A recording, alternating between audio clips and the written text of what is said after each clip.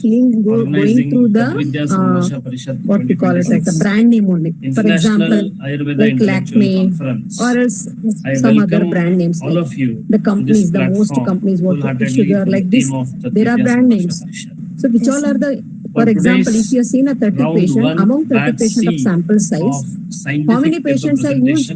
Most commonly as ingredients of those products. Our conference schedule has been planned. Ma'am, I have seen mostly they use one particular product, that is Skin Light, which is a cream called Skin Light. In the I have academics seen that as well as clinical usage, and there is a brand Body Voice. Body Voice. I have seen the patient using that product for hair welcome treatments. wholeheartedly on behalf of our trust and the conference team, Dr. Pramod Katti sir, Professor, Department of Kayachikitsa, Postgraduate Studies and PhD Studies, Ayurveda Mahavidyalaya, Hubli, as well. Whenever you are taking a case history, the first and foremost who is keeping quite many patents to his credits, whether it belongs to versatile practitioner, Samhita based. So under this category, because nowadays whatever you are getting a patient rather than the olden days, 80% of the patient will be related to skin disorders.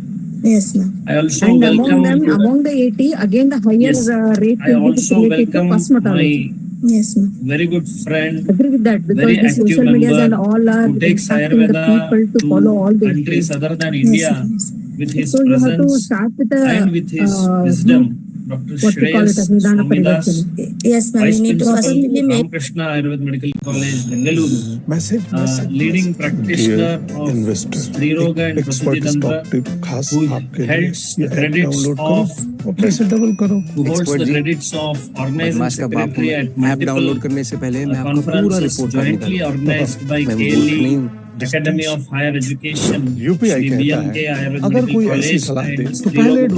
College and Striroga of all over India, who has witnessed as organizing secretary of various conferences and very prime supporter of our events, may it be of smaller to an international level like Tadvidya Sambhasha Parishat for quite many years, and a patient listener, what I have observed in Dr. Shreyas for last 5 to 6 years. I welcome Dr. Shreyas sir to this event, and your presence adds quite extensive values for our presentations who are the scholars of this year's conference. Welcome, Dr. Shreyas sir. And you all know our scientific committee head of Tadvidya Sambhasha Parishat 2025 and 2026, Dr. Manjula Karalawad, who is professor and head Department of UG and PG Studies in Kayachikitsa from SJGAMC Ayurvedic Medical College, Koppal, who is among us and an active participant, backbone of all scientific activities of Tadvidya Sambhasha Parishat, and a supporter, gem lady who can cross-question at any moment with authenticity. I welcome Dr. Manjula Karalawad, madam, to this Thank occasion. you, sir. Thank you, madam. It is my duty to welcome all the scholars who are presenting today. I can see all the names, and few are very familiar to me, who are regularly presenting at various conferences. I wish good luck to all of you for your effort, and I wish that your presentation will make judges to keep their fingers over their scalp and scratch what mark to be given. So make judges feel difficulty to judge your presentation with your confidence level and vocabulary. Good luck and welcome all the presenters of today's batch C. I also welcome my organizing team who are constantly working at the back screen of Tadvidya Sambhasha Parishat. All my team members to this event, technical persons, media persons, and anchoring team and supporting documentation team, everybody of Tadvidya Sambhasha Parishat to this occasion. Last but not the least, I would like to mention my welcome note to all the viewers where they are not allowed actively to the Google Meet, but it is telecasted live over the YouTube channel of Tadvidya Sambhasha Parishat. I also welcome all viewers through our YouTube channel. This year's conference is getting multiple academic partnership.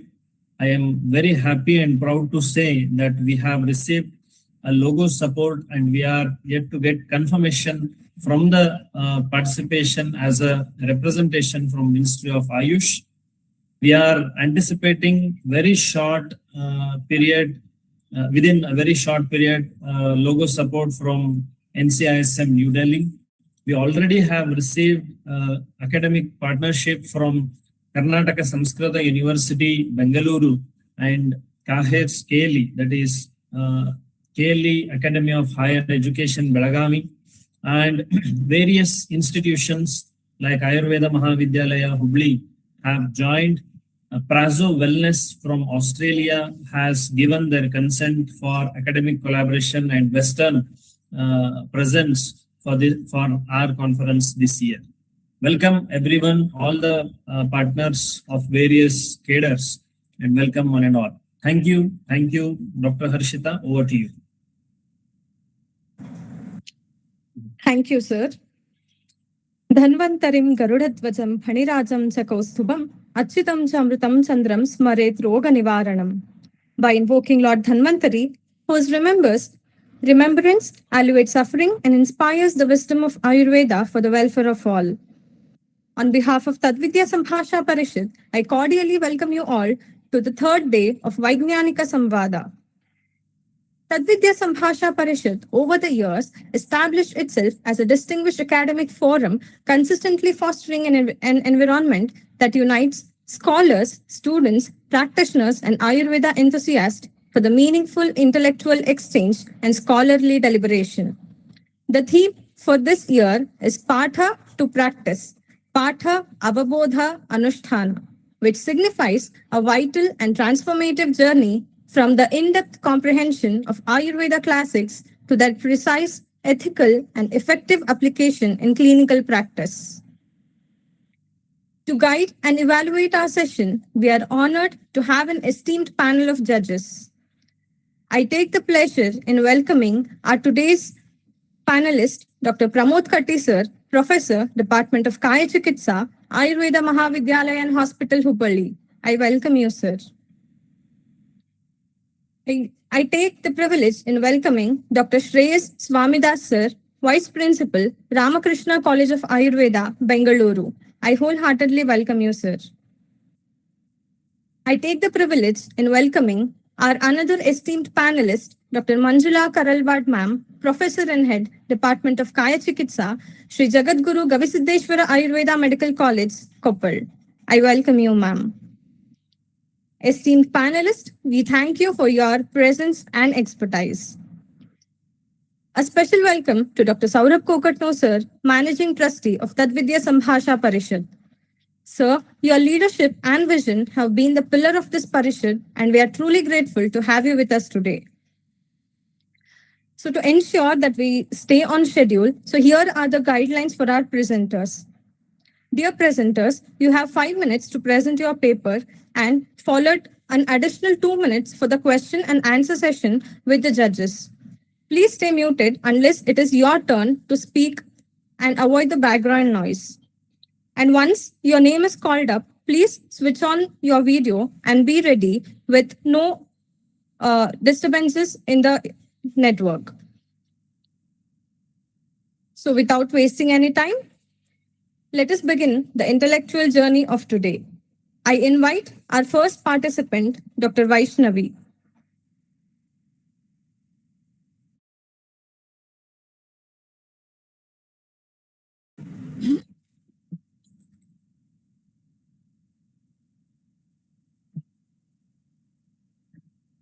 Dr. Vaishnavi?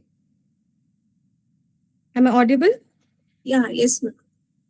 Yes, ma'am. Your time starts now. You can proceed.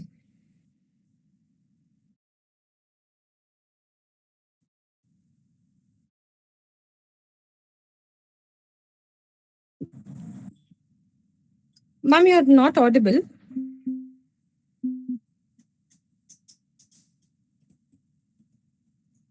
Hello. Good evening, everyone. I'm Dr. Vaishnavi, second year PG scholar, Department of.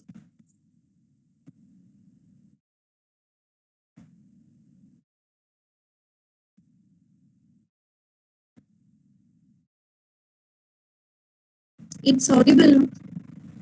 Ma'am, please check your connection. You're not audible. The voice is breaking in between. Now it's audible. Or can you come up once again? Yeah.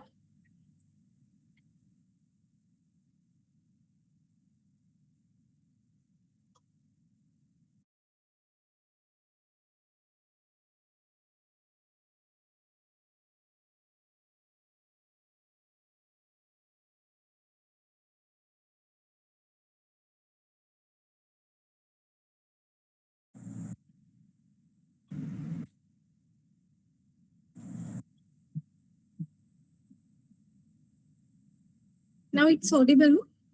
Yes, ma'am. Yes, ma'am. You're audible now. You may proceed.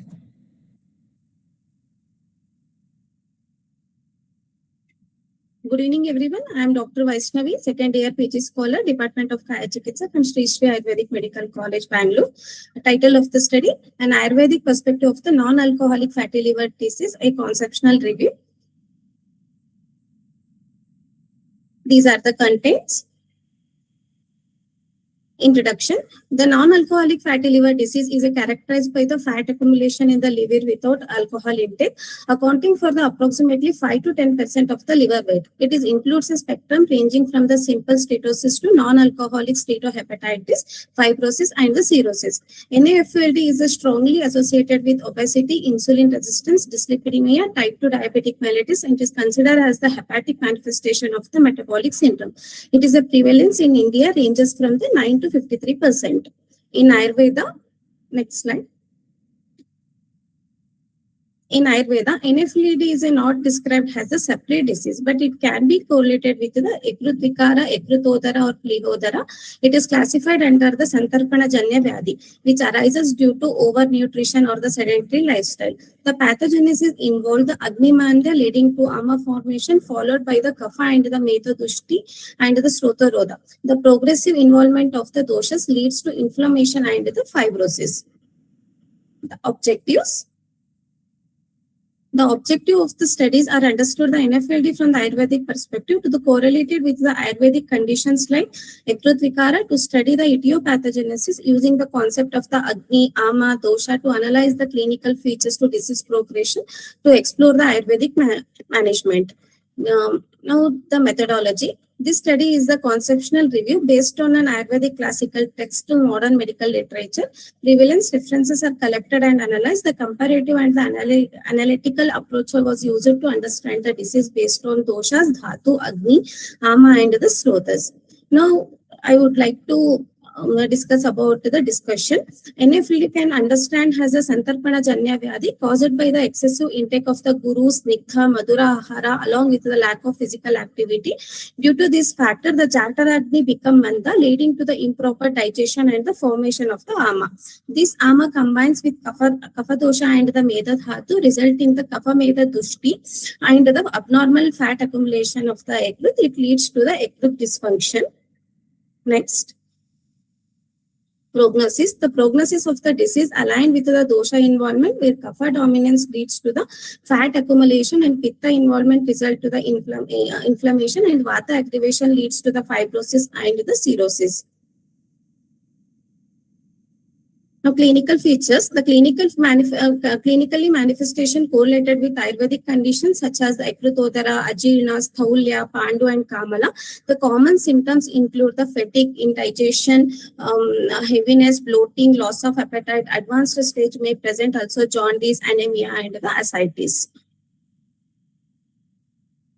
Management. The management is based on the Ayurvedic principles. Nidhana Parivarjana involves the avoiding the causative factors such as the heavy, oily foods, sedentary lifestyle. Shodhana therapy, the main, especially Virechana, is very much helpful in the Shodhana therapy. The Shamana therapies, it includes the Deepana, Pachana, Lekhana type of treatment is very helpful in this type of. So the Rasayana also helpful for regenerating and the preventing the disease progression, and also Pathya and Apatya to be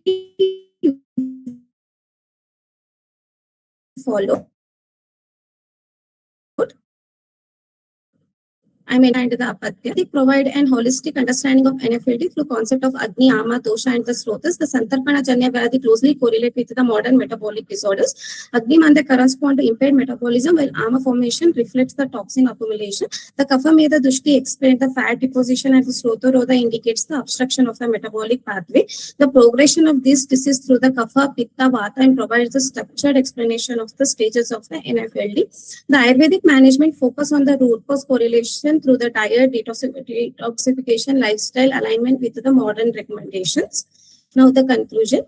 The non-alcoholic fatty liver disease is a rapidly increasing in the lifestyle-related metabolic disorder. It can be understood through the Ayurvedic concept such as the Santarpana Janya Vyadhi involving Agni Mandya, Ama formation, and the Kapha Meda Dushti. Srota Rodha plays an important role in the disease progression, and the sequential involvement of the Kapha Pitta Vata explain the progression from the steatosis to cirrhosis. The holistic Ayurvedic approach includes Nidhana Parivarjana, Shodhana, Shamana, and the Rasayana, along with proper diet and the lifestyle modification is essential for effective management. And the time is up. Thank you. So the time taken is 5 minutes and 10 seconds. The panel is open for discussion, ma'am.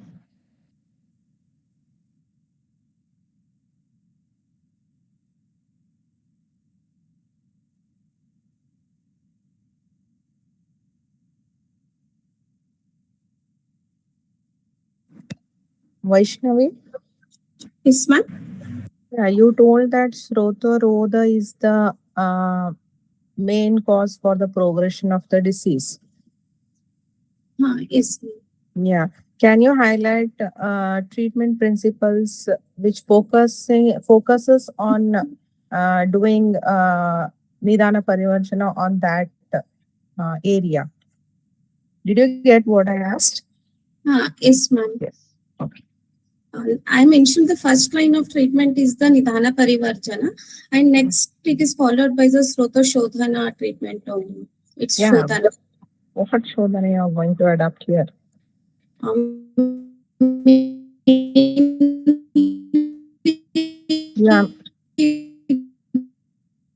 You are not audible. Virechana.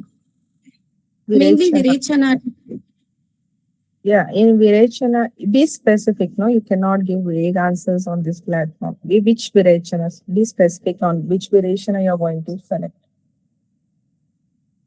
Hello, ma'am. Which Virechana you are going to select here? Be specific. You have a number of classification for Virechana, right? Yes, ma'am. So which Virechana? Mainly Kapha, Meda, Hara.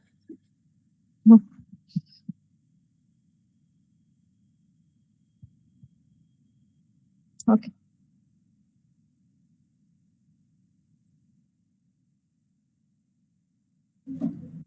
Vaishnavi, you could have told the name of the Virechana yogas, which helps to improve the function of the liver or Raktava Srotomula.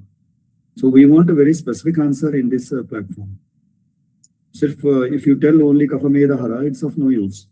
There are a number of yogas which make Kapha Meda Hara Chikitsa. And for particularly if you are administering the Virechana, you need to be very specific and you need to address both Kapha, Meda along with Raktava Srotomula. Right? NAFLD, where Raktava Srotomula, liver is involved. Where Meda and Kapha and Ama is getting Sanchaya. Yes. Right?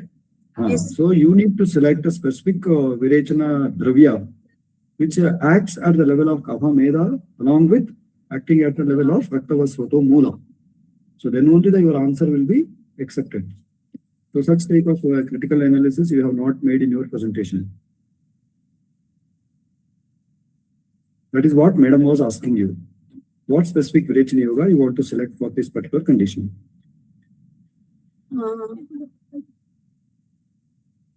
Trivrit Leha.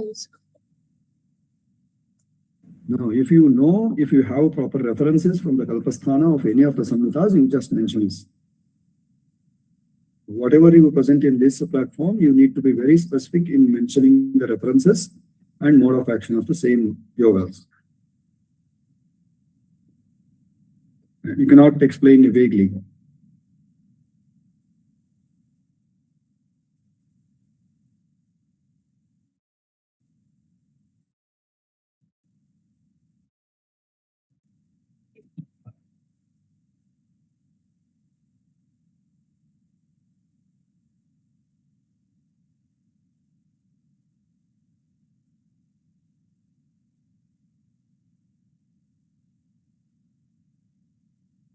I'll go through it with reference. Yeah, that would be the spirit. And congratulations on your presentation. I think you need to work more on this. Okay. Yeah.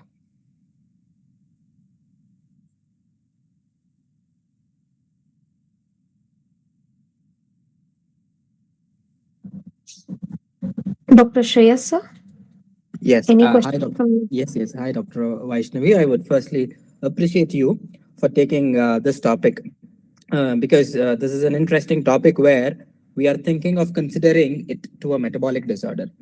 While what made you choose this topic, doctor? Can you explain in 2 sentences why specifically ALEs? It's mainly nowadays more prevalence for this disease. Was that the only interest which you chose this for? Yeah, yes. Have you studied anything regarding the gut microbiota in relation with non-alcoholic fatty liver diseases? Have you gone through that? Yes. Have you gone through? Yes. Yes. Can you talk anything about that? Because you've made the conceptual presentation, right? This is a conceptual one. Henceforth, I'm asking that.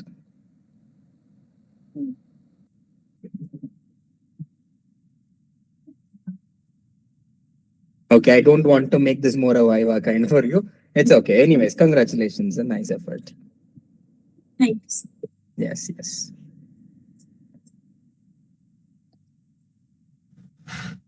Thank you, sir. Thank you, Dr. Vaishnavi. Our next participant is Dr. Ambika Gotgi. Dr. Ambika Gotgi.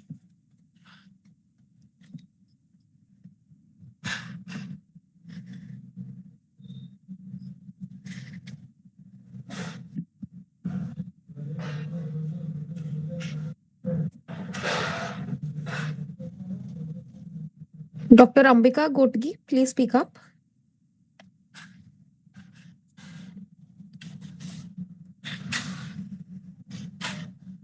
I'm able to see you, but please speak up so that I can hear you as well. No, you're not audible, doctor. Please check for your connection. You can log out and log in once again. Until then, we'll go on to the next participant. Our next participant is Guru Padaya Swami, Dr. Guru Padaya Swami.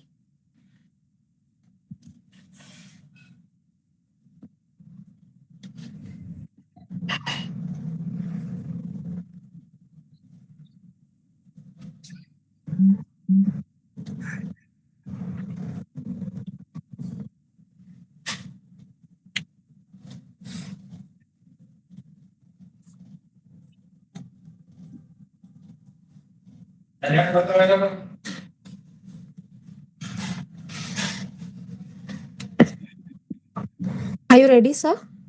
Yes, ma'am. Okay, your time starts now. Well, myself, Dr. Gurupadaya Swami, from the Department of Shalatandra, second year PG scholar. NK Japshetty Ayurvedic Medical College, Bidar, and the title is An Integrative Approach to Gluteal Abscess Management, a case report emphasizing Jatiri Taila under the guidance of Dr. Vijay Kumar Biradar sir, MS PhD, Shallatandra, NK Japshetty Ayurvedic Medical College. When it comes to the introduction, abscess formation in the gluteal region is frequently associated with severe pain, infection, and functional limitation, especially in elderly patients. Proper surgical drainage and effective post-operative wound management are essential for preventing complications. Jatiri Taila has been described in classical Ayurvedic literature for its antimicrobial, anti-inflammatory, and healing properties. This case report highlights the role of Jatiri Taila in post-operative wound healing following surgical management of gluteal abscess. Next slide. Next slide, please. When it comes to the chief complaints of this particular patient, a 75-year-old male patient presented with pain and swelling in the right gluteal region associated with fever and loss of appetite for 2 weeks. Clinical examination revealed a tender fluctuant mass suggestive of gluteal abscess, and this particular condition caused because of improper IM puncture. Okay, next slide. When it comes to the local examination of the gluteal region, on inspection, there is a swelling over the right gluteal region, and there is a erythema, and there is a redness and localized bulge, a shiny stretched skin. When it comes to the palpation, there is a local rise of temperature and tenderness, and there is an induration around the swelling. When it comes to the mobility, there is a restricted mobility due to pain, and joint movements limited due to pain. Respiratory system was bilateral clear, cardiovascular S1 is too hard, abdomen is soft and non-tender, CNS is conscious and oriented. Next slide, please. Here you can see the gluteal region. There is a swelling and rise, redness, and we have done CPC, serology, CTBT, and urine microscopy and urine routine and microscopy. There is a increased total count around 14,800, and the serology is negative and is not a known case of diabetic mellitus, and his RBS was 100.5. CTBT were normal, and urine microscopy suggests 1 to 2 pus cells. Next slide, please. Next slide. Next slide, please. When it comes to the methodology, this case, incision and drainage of this particular condition done under the spinal anesthesia. Under strict aseptic precaution, the part was prepared, painted and draped, and the most dependent and fluctuant part of the gluteal swelling was identified, and cruciate incision was made. Thick pus was completely drained, and loculations were broken using artery forceps. Necrotic and unhealthy tissues was removed, and the abscess cavity was thoroughly irrigated with normal saline. After achieving the adequate drainage and hemostasis, Shara was applied carefully over the inner lining of the cavity to chemically cauterize residual unhealthy tissue, promote healthy granulation tissue formation, reduce the reoccurrence rate. The Kshara was left for 100 matra kala and then neutralized with normal saline wash. Subsequently, the cavity was loosely packed with sterile gauze soaked in Jatiri Taila to enhance wound healing, support healthy granulation tissue, and facilitate gradual cavity contraction. Daily aseptic dressing with Jatiri Taila was continued until satisfactory wound healing was achieved. Here you can see the follow-up assessment.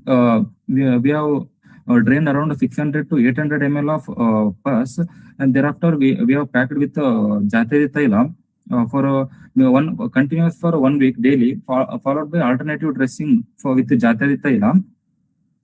Here you can see the this is the pus culture and sensitivity report. We sent the pus for culture and sensitivity report. The organism found was Staphylococcus aureus. Staphylococcus aureus is the most common organism which causes the gluteal abscess. Along with the Staphylococcus aureus, you can see the Streptococci, methyl resistant Staphylococcus organism, and anaerobes. Next slide. Discussion. Effective wound management plays a crucial role in post-operative recovery. Jatiri Taila contains herbal ingredients known for their antimicrobial, anti-inflammatory, and tissue regenerative properties. In this case, the use of Jatiri Taila promoted healthy granulation tissue formation, reduced inflammation, prevented secondary infection. The integrative approach resulted in faster wound healing, minimal discharge, and satisfactory cosmetic outcome. This suggests that Jatiri Taila can be valuable adjacent in post-operative wound case, especially in elderly patients. Next slide. This case report demonstrated that the combination of standard surgical incision and drainage with post-operative dressing with using Jatiri Thaila resulted in excellent wound healing and patient recovery. Jatiri Thaila appears to be a safe, effective, and economical option for enhancing post-operative wound care. Integrative approaches combining modern surgery and Ayurveda can improve clinical outcomes and patient satisfaction. Thank you.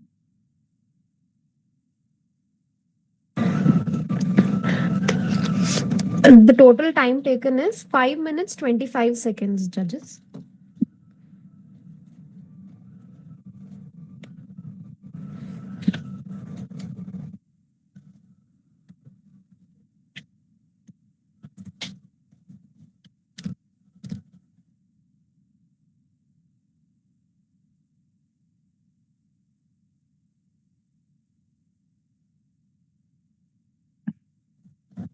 The panel is open for discussion.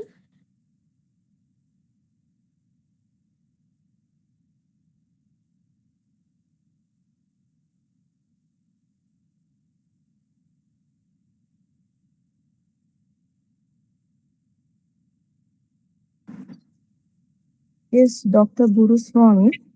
Yes, ma'am. Which was the kshara you used before, immediately after IND? Madhyama Kshara, ma'am. Which kshara? That is Apamarga Kshara. Apamarga kshara. So, can we take it as a combined effect of Jatyadi Taila and Apamarga kshara, or you just want to say it is only because of Jatyadi Taila? No, ma'am, I can say both. I mentioned Jatiri Taila here, but I can say both Kshara and Kshara as well as Jatiri Taila, because Kshara does the Shodhana and Dropana in the after drainage, because Kshara does the Shodhana by removing the slough and it removes necrotic tissue also, and it by property of Shoshana of Kshara, it does the it absorbs the moisture and pus from that particular part. Yeah, you cannot miss. You cannot just highlight only Jatyadi Taila effect here, because Yes, it has, even though you are applying it for 100 Matra Kala, it has its own contributions. Yes, ma'am. And yeah, I do agree that every person has a dignity to maintain the physique. In one slide, you had mentioned something about cosmetic. What was that? Use of Jatyadi Taila helped in, I think it was last but one, in the discussion somewhere. So, and it was in elderly patients. What was said? What was it? Safe and enhancing post-operative. Can you please? I'm sorry. Cosmetic outcome. Yes, and you mentioned that it is mainly for elderly patient. I don't want to make any joke out of it, but can you please put a light on that? What cosmetic outcome, and that in an elderly patient? While seeing the image of the, so you have to be very careful while using. You cannot just include anything you want. Yes? Yes, ma'am. Yeah. You can see the image you have put there. I will agree, ma'am. The elderly patient, and you have used that. Yes, what cosmetic outcome are you expecting in that? Yes, ma'am, I agree. Yeah. Very, very careful. Yes, I don't say that it is wrong, but be mindful while presenting on such a very big platforms. Okay? Yes, Congratulations. Thank you. Thank you.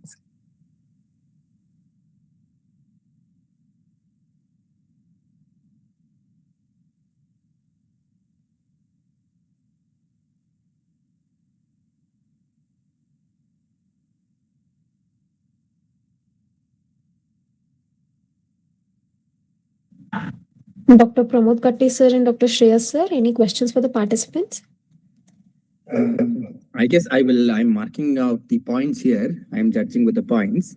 I'll be going on that and I'll be grading. In case if I feel to ask, I will, after I will, turn on my mic and ask. Yes, thanks. Yeah. Nothing to ask, you can continue. Okay, sir. Okay. Thank you. Dr. Ambika Gotgi, are you ready? Yes, ma'am. Okay. I'm audible, ma'am? Yes, you are audible, ma'am. Okay.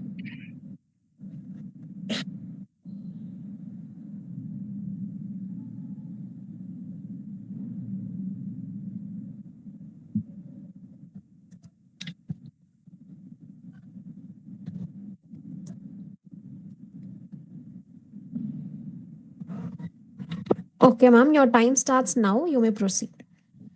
Good evening, respected doctors. Myself, Dr. Ambika, PG scholar from the Department of Agadha Tantra, STM College of Hassan. Here I am to present case report on effective management of Dadru Kushtha. Next slide. Coming to case scenario, a 20-year-old female came to our OPD with the complaints of blackish discoloration, severe itching, powdery discharge on the nape of the neck and the lateral side of the neck. Duration was 2 years. The nature of the symptoms gradually progressive with a significant discomfort. Coming to Purva Vyadhi of the patient was known case of the dust allergy since 4 years, suggestive of allergic rhinitis, and also there is a positive family history was there. Coming to Vayaktika Vruttanta of the patient's bowel movement was regular, appetite was reduced, and sleep was disturbed due to the severe itching. Coming to local examination of the skin, on inspection, a single large ill-defined plaque measures 8 to 5 centimeter was seen on the nape and left lateral side of the neck, and the color was blackish and hyperpigmented. Lesion was hyperkeratonic plaque with the lichenification. Lichenification is a hardening, thickening of the skin, and presence of powdery discharge was there. On palpation, texture was thick, tenderness was absent, temperature was local warm, and consistency was rough. Next slide. Coming to Nidana of the patient, we observed that patient was tend to have this Madhura Ahara Sevana and Dadi Sevana and Amla Ahara Sevana like pickles in her meals in afternoon and night. And intake of Viruddha Ahara like Shira and Matsya she used to take. Vishama Ahara and Akala Bhojana was there. Coming to investigation, other blood reports were normal and IG was slightly increased, that is 780 IU per ml. Considering these symptoms, signs, and we can conclude this case as a Dadru Kushtha as it presents with the classical features like severe Kandu, Shavavarna, Mandala, and powdery scaling. In Charaka, he mentioned that Sa Kandu, Raga Pedakam, Dadru Mandalam Udbhavam. So we can conclude this case as Dadru Kushtha. Coming to main aspects of the PPT, that is management. For 3 to 4 days, we have given Gandhaka Rasayana, which acts as a Krimigna, Arogya Vardhini Vati, which acts as a Kleda Shodhana, Sutashekar Rasa for Pitta Shamana. For external application, Gandha Karpura and Dashanga Klepa we have given. After this, for 3 days, we have started Utsadana and Parisheka with Siddharthaka Snana Churna, ST Madhutaila, followed by Sarvanga Parisheka with Dashamula Kvata. After that, the main treatment was given was Basti. So the patient underwent Sarvanga Abhyanga for 8 days using the magical thailas, that Brahmi Thaila and Pinda Thaila. This was followed by 8 days of Sarvanga Parisheka with Dashamula Kvata. After that, Anvasana Basti was given for 8 days with the 60 ml of Panchatikta Guggulu Gruta was administered to provide sustained Kushtagna. In Nirva Basti for Kalka, we added the potent formulation include Asanadi Kashaya as the base to enrich Vidanga and Manjishta Dushi Vishari Gulika we had added. So these are the before and after treatment. The patient was symptoms and reduced by 80%. Kandu, on first day, Kandu was in severe condition. On 8th day, it was reduced. Powder discharge also reduced. Next slide. Coming to discussion part, we all know that Dadru Kushtha is involvement of Kapha and Pitta doshas. Kandu and Mandala signifies Kapha Pitta Visheshan affecting Rakta and Tvak. Siddharthaka Churna and Dashamula exhibits Shrota Shodhana and Shrota Vishodhana property, thereby cleaning the obstruction Shrotas. The role of Dushi Visha Gulika, the chronic Dadru mirrors Dushi Visha due to the recurrent nature. Adding Dushi Visha Gulika to the Niruha Basti neutralizes the internal toxicity, specifically resolving the Shava Varna.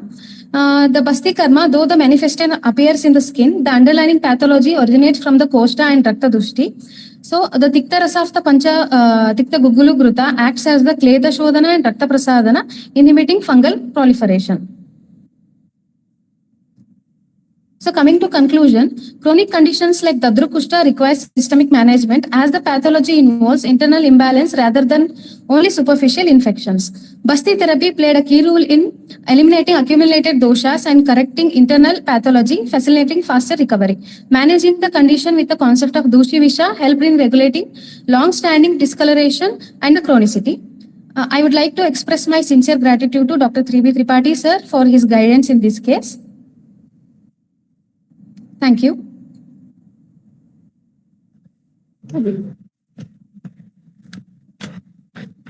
So the time taken is 4 minutes 59 seconds.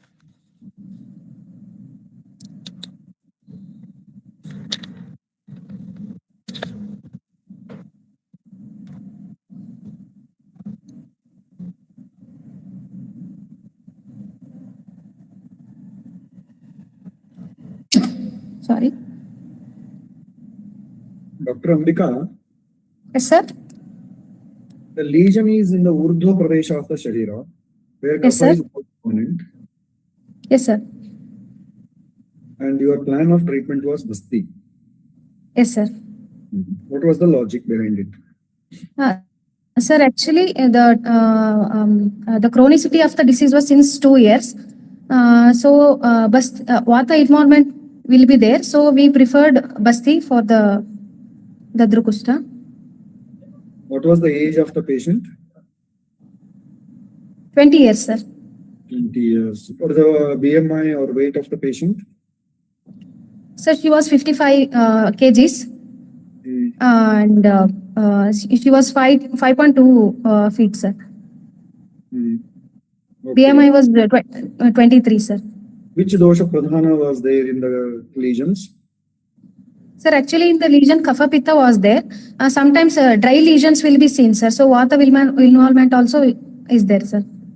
Dryness does not indicate always Vata, as Yes, this condition was involvement of the IgE. Whenever IgE is elevated, the skin becomes dry. Sir. IgE, what it indicates? Sir, allergic content were there in So body. immunoglobulin. It's an autoimmune condition, immunoglobulin. Whenever, Yes, sir. whenever allergy is increased, ALC or eosinophil counts were increased, IgE will also be increased. So Yes, whenever sir. such clinical conditions are there, all viruddhajanya vikaras, viruddhajanya ahara, there will be a dryness of the skin. And this dryness Yes. of the skin does not mean aggravation of Vata dosha. Yes, If it is aggravation of Vata dosha, then why you have selected Dushi Visha? So like Shava Varna and all, it indicates the chronicity. Dushi Visha is Vata Shamaka? Sir? Dushi Vishari Gulika is Vata Shamaka? No, sir. It is Kapha Shamaka actually. Then all Kapagna Aushadis you have administered through Basti Sir.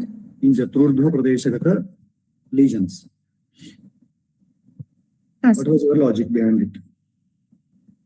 Sir, actually in Abhyanga also we had used Brahmi Taila and Pinda Taila, sir. I'm asking about Basti only, not about Abhyanga. Okay, sir. Like the Costa in Costa Krimi involvement will be there, no, sir. So to eliminate that, we planned Basti for that, sir. Which Krimi? Which I don't know, sir. Purisha Krimi, Praktaja Krimi. There are varieties of Krimis are there. In Costa, in this particular patient, which Krimi was involved? Sir, I think in Shota Dushti Rakta involvement will be there. Rakta. Why not Vajna? Why not Vamana Karma when Kapha Pitta is involved? Sir, actually the patient was not willing to take Sneha Pana at that time. So we planned Basti for that patient, sir. No, not according to patient will, you cannot go for a treatment. What is exactly required for the Samprapti Vigatana, that treatment you have to opt. And whenever you make a presentation of the cases, you should always try to also show the case sheet of your patient. Okay, sir. OPD number, IPD number, if patient was got admitted. Original case sheet you have to submit. Original investigation report you have to submit. Then only case Yes, sir. will be considered. Yes, sir. Yes, sir. Simply if you are mentioning IgE 780, we cannot accept it. You have to show Okay, the sir. report. So whenever Yes. you present a case presentation, the first time when patient came to you, registration of the case sheet, and investigations were done, treatment observed charts, everything you have to present. Simply just Yes. go on presenting whatever you have presented. No, that is not acceptable. We Okay, need sir. evidences, no? Yes, sir. Yes, sir. We will show so many results on the subjective parameters. We also want a documentation of the case, Yes, sir. right? So that's very, very crucial. That is missing in your presentation.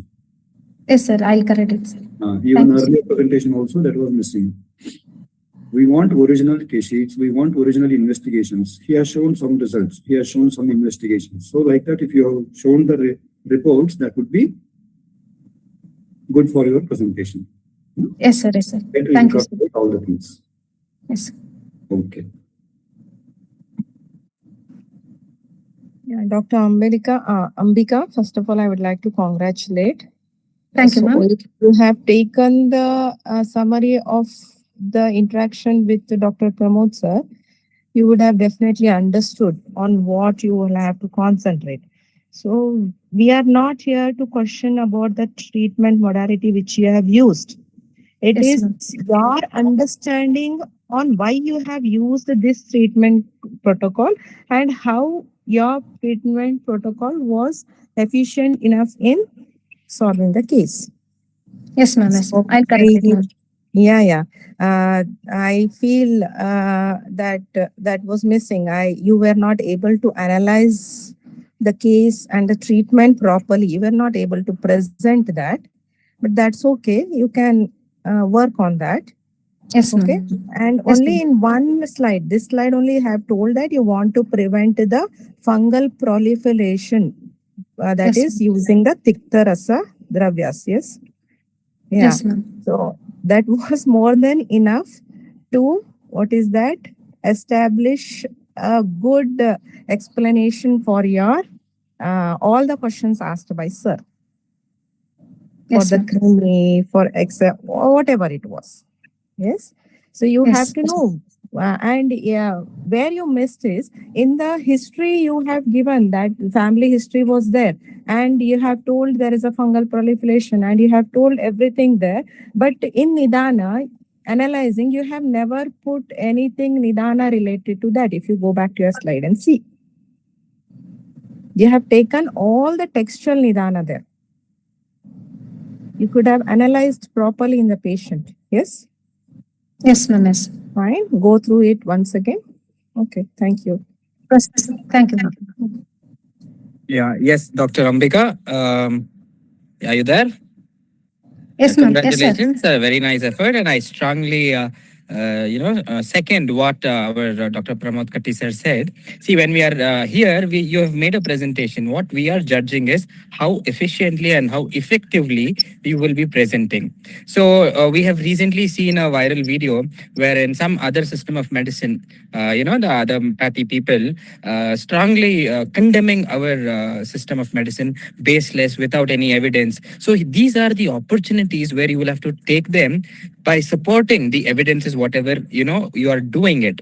Like the case, the whole, investigation chart. Very importantly is the consent, which most of you miss. In fact, in the last presentation also, I was about to say that, then I thought, let me tell it in the last. Okay. Anyways, your efforts are appreciated. Here afterwards, wherever in presentations, when you are going, be confident with all evidences what you have and speak with that. Okay, that gives much more clarity to the public, because the people who will be listening to you will be majority will be of not your stream. So you will have to be speaking to the world who does not know much about our science. So when we are talking, we need evidences. When we are competing with globe, it is like that. Anyways, good effort. Nice, thanks. Thank you, sir. Thank you so much. Thank you, Dr. Ambika. Thank you, judges. Our next participant is Dr. Aisha Afnan. Dr. Aisha Afnan. Am I audible? Yes, ma'am, you're audible. You're ready? Yes. Your time starts now. Good evening, Everyone, myself Dr. Aisha, final year PG scholar, Department of Manasroga, SDMC, Udupi, hereby presenting on a topic, Vishada as a maladaptive stress response, Ayurvedic conceptual insights into adjustment disorder with depressed mood. Next slide. Introduction. Let's see why this topic matters. As we see, stress-related mental disorders are rising globally as well as in India, and adjustment disorder is a common yet under-recognized one that we see. And prevalence ranges from 5 to 20% in clinical settings with high burden in vulnerable groups. For example, in one article, it was said that up to 67% among Indian medical students suffer from adjustment disorder. So the current model that we have is predominantly based on symptom-based, and it does not focus more on the underlying process. So let's see if Ayurveda offers a deeper explanation of how stress becomes maladaptive. Adjustment disorder with depressed mood, according to ICD and DSM, it has defined it as transient states of distress and emotional disturbance which arise in the course of adapting to a significant life change or a stressful life event. Onset and course, it begins within 3 months of stresses and resolves within 6 months after the stressor ends. Subtypes are of 6 types, depressed mood, anxiety, conduct disturbance, as well as mixed type. Psychodynamic factors are nature of the stressor, conscious and unconscious meaning of the stressor, as well as pre-existing vulnerability. What is Vishada? Asiddhi bhayat vivideshu karmasu sadho apravrittihi Vishadaha. That is, due to fear of failure or non-accomplishment of certain goals, an individual, when he is unable to engage or initiate his desired activities, that state is called as Vishada. It is always also defined as sarvada manaha khedaha, that is characterized by pervasive sadness, anushtheya atmano ashakta jnana, lack of motivation to engage in desired activities. Next slide. Vishada also has some other terms in various classical texts which gives the same meaning. That is, one of the term is avasada, defined as vak Kayachikitsa avasado Vishadaha, that is a form of physical, mental and verbal lassitude. Another term being glani, which means avasada of chitta and deha, that is fatigue or exhaustion. And one more term can be taken as shoka or dainya. Shoka can be inferred by dinata, and dainya has been explained as rodanadi. Another definition is shokaha putradi vinashajam dainyam. Here, putradi vinashajam can be taken as a stressor leading to dinata stage. Next slide. Nidana. Psychological stressors being ishta aprapti or anishta prapti, leading to various manasika vikaras. Manasika factors being rajas and tamas, the doshas that leads to the development of various kevala manovikaras like kama, krodha, etc. Fundamental causes like asatma indriyartha samyoga, prajnaparada, parinama, as well as dharma artha kama rupa are the ones which is the reason for manasika sukha as well as manasika dukha. This clearly resembles modern idea of stressor with cognitive appraisal. Next slide. Dosha and vulnerability. Vishada is said to be roga vardhanana. Sharirika dosha is vata. Manasika dosha, predominance of tamas with association of rajas. Prakriti influence, tamasika prakriti individuals, we find Vishada more. And based on sattva, in Hina sattva purusha lakshana, it is said that they are more susceptible to Vishada and other manovikaras. Thus, sattva determines resilience versus vulnerability. Samprapti, from stress to Vishada, that is, when a Hina sattva person is exposed to a stressor, there is cognitive appraisal as well as manasika dosha and sharirika dosha prakopa, leading to hridaya dushti and manovaha sroto dushti, resulting in manaha karma vikriti, in the end causing Vishada. Next. Lakshanas can be divided into Kayika, Vachika and Manasika Lakshana. Kayika being Nidralu or Alpanidra, Akarmashilata, Utsaha Hani, Vachika being Alpavak, and Manasika Lakshana like Manakheda, Buddhi Nirodha, Bhaya, Medicine. Next slide. Conceptual correlation. While clinical presentations do overlap, explanatory models differ. Ayurveda focuses more on dosha and manas dynamic, whereas modern systems solely relies on diagnostic criteria. We can see here that the triggers are almost similar, that is ishta prapti or anishta prapti, and identifiable stressors. Symptoms like mana, kheda, avasada may be seen, and in adjustment disorder, low mood, tearfulness, hopelessness are seen. Functionality, karmasada and functional impairment. Psychodynamics mainly focuses on sattva in Vishada and stress response model in adjustment disorder. Next slide. Conclusion. Vishada offers a process-oriented understanding of stressor-related disorders. Adjustment disorder with depressed mood reflects a comparable maladaptive response to stress. Individual vulnerability is central, be it sattva or psychological resilience. Integrating Ayurvedic and modern perspectives can enhance conceptual clarity and clinical understanding. Scope exists for further research and operationalize these correlations in practice. Thank you. Thank you. The time taken is 5 minutes, 9 seconds.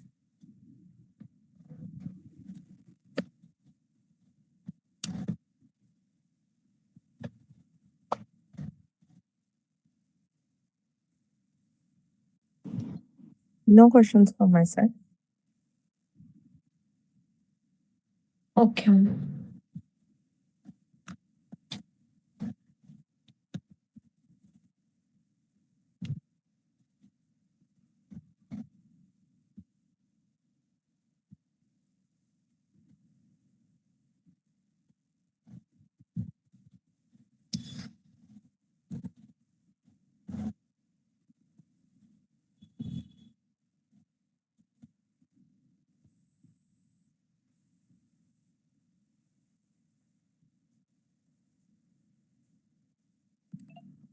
Nothing from my end as well.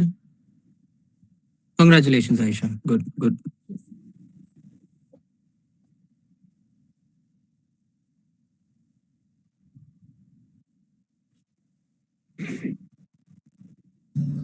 How to make Samprapti Vigatana in Vishada?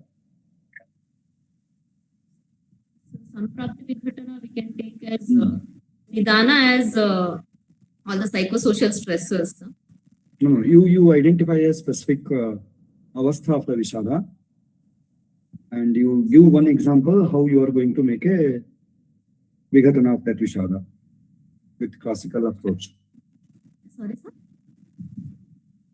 You got the question? No, sir. Can you repeat? My question was, Yes. you give us one avastha of the Vishada and you tell me with classical references how you are going to apply the therapeutic modalities or Chikitsa Siddhant. Therapeutic modalities.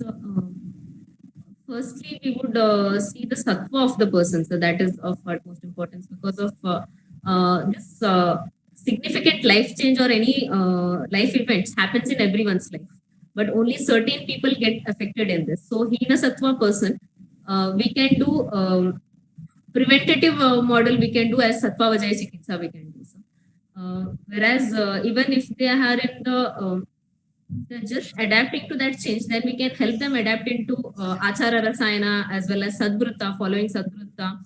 Manasa Pratibheshwaja, where it is said that they have to follow Dharma Artha Kama, whatever is Hita to Dharma Artha Kama. So only people who follow Ahita Karma, which is with regard to Dharma Artha Kama, will suffer from Vishada. Okay, fine. What about the Dravya Bhuta Chikitsa? Application of Shodhana, Shamana Chikitsa, making Samprapti Vigatana in Vishada. So, Shamana, we can go for Grita Yogas, so which like Panchagavya or Mahakalyanaka Grita, where mainly mood elevation can help or the repetitive thoughts, occupations can help.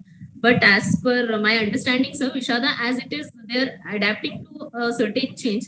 More of Sattva Vajaya helps rather than the treatments. Otherwise, still we can go for Virechana, sir.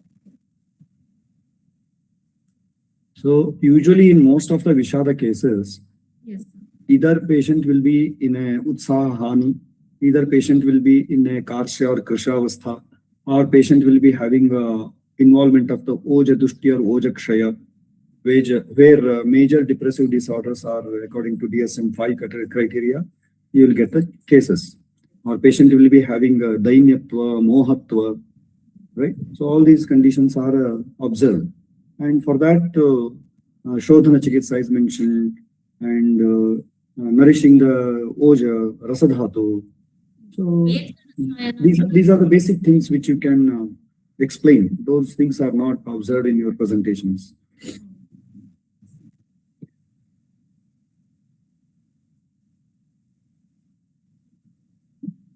Anyhow, once again, congratulations. Thank you very much. Thank you, sir. Thank you, Dr. Aisha. Next participant is Dr. Shakti Rani.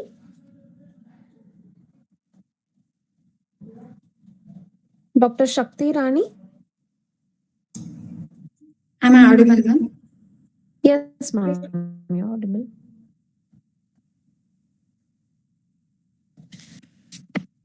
Okay, your time starts now. Thank you. Myself, Dr. Shakti from Department of Agata Tantra, final year PG scholar.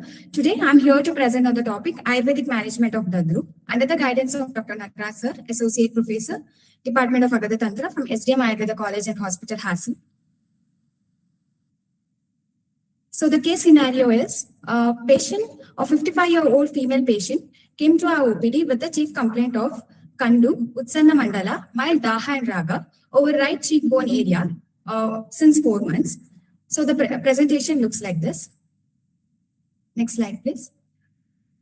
These were the presentation. Next slide. So the Vyadhi Vrittanta is patient had an gradual onset of erythematous patch, which was progressive development into an annular plaque. Gradual enlargement of lesion was seen. There was no discharge or bleeding.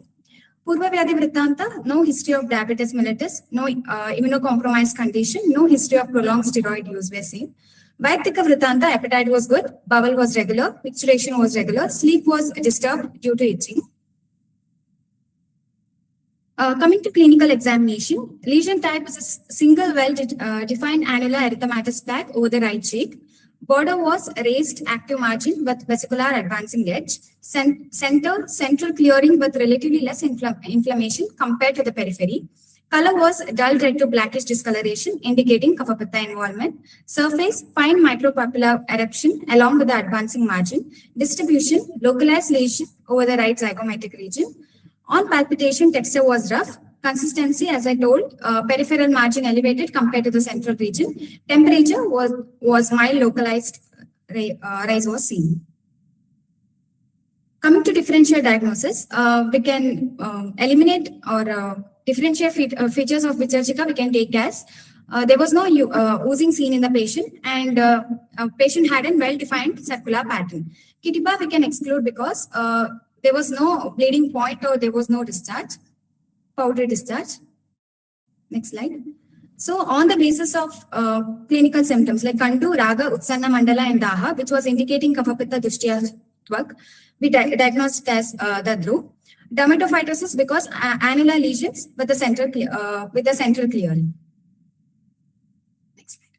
Treatment protocol was mainly based on Kapha Pitta Shamana, Rakta Dushti, Krimigna, and Tvak Prasadana. So initially, we have given Arabadadi Kashaya 15 ml BD before food, LSVT 1 BD after food, Gandhaka Rasayana 1 BD after food, Chakramartha Taila for external application, and Trichoderm ointment for external application. On first follow-up, Arabadadi Kashaya 15 ml BD before food, Krimi Kudara Rasa 2 BD after food, Trichoderm ointment external application, and Marishati Taila for external application. On second follow-up, Arabadadi Kashaya 15 ml BD before food, Gandhaka Rasayana 1 BD after food, and Nimbadi Gugulu 2 BD after food.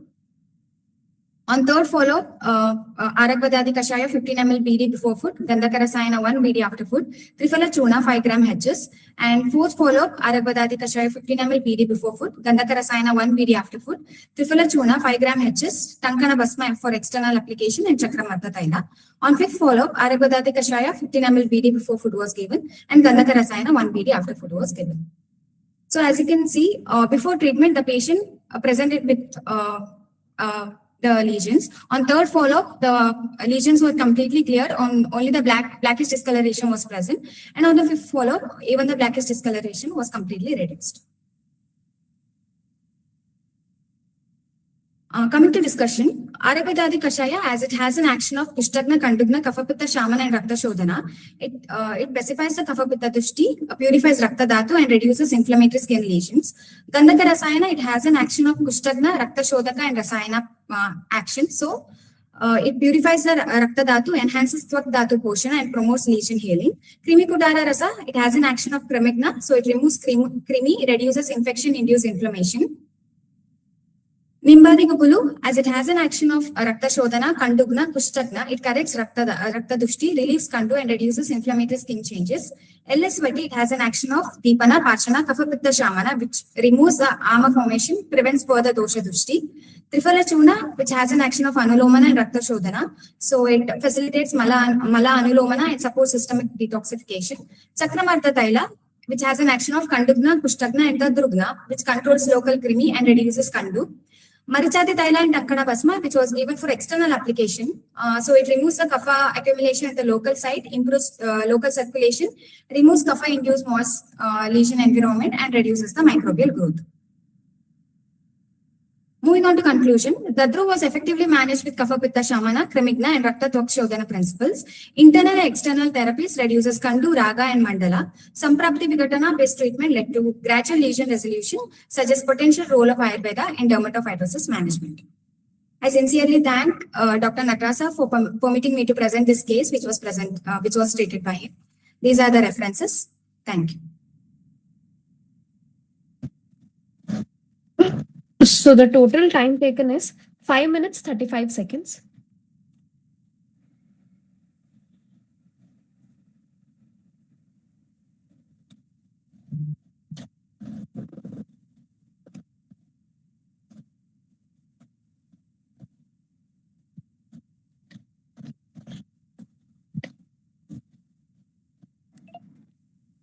Okay, excellent presentation, Dr. Shakti. Thank you, sir. Very impressive. In fact, dermatology in Ayurveda is something which is in much need of the hour. And I would definitely appreciate you for choosing that topic and more importantly, presenting in a very presentable way.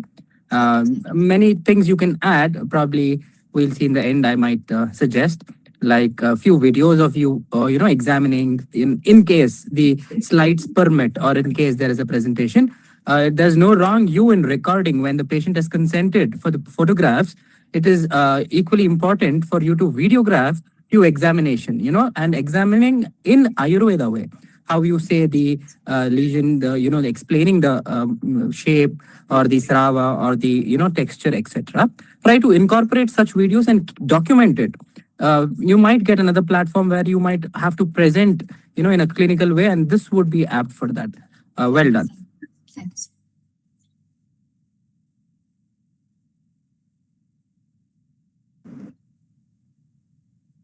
Yeah, congratulations. It was really a very elaborative and you have presented it more confidently. Thank you. Yeah.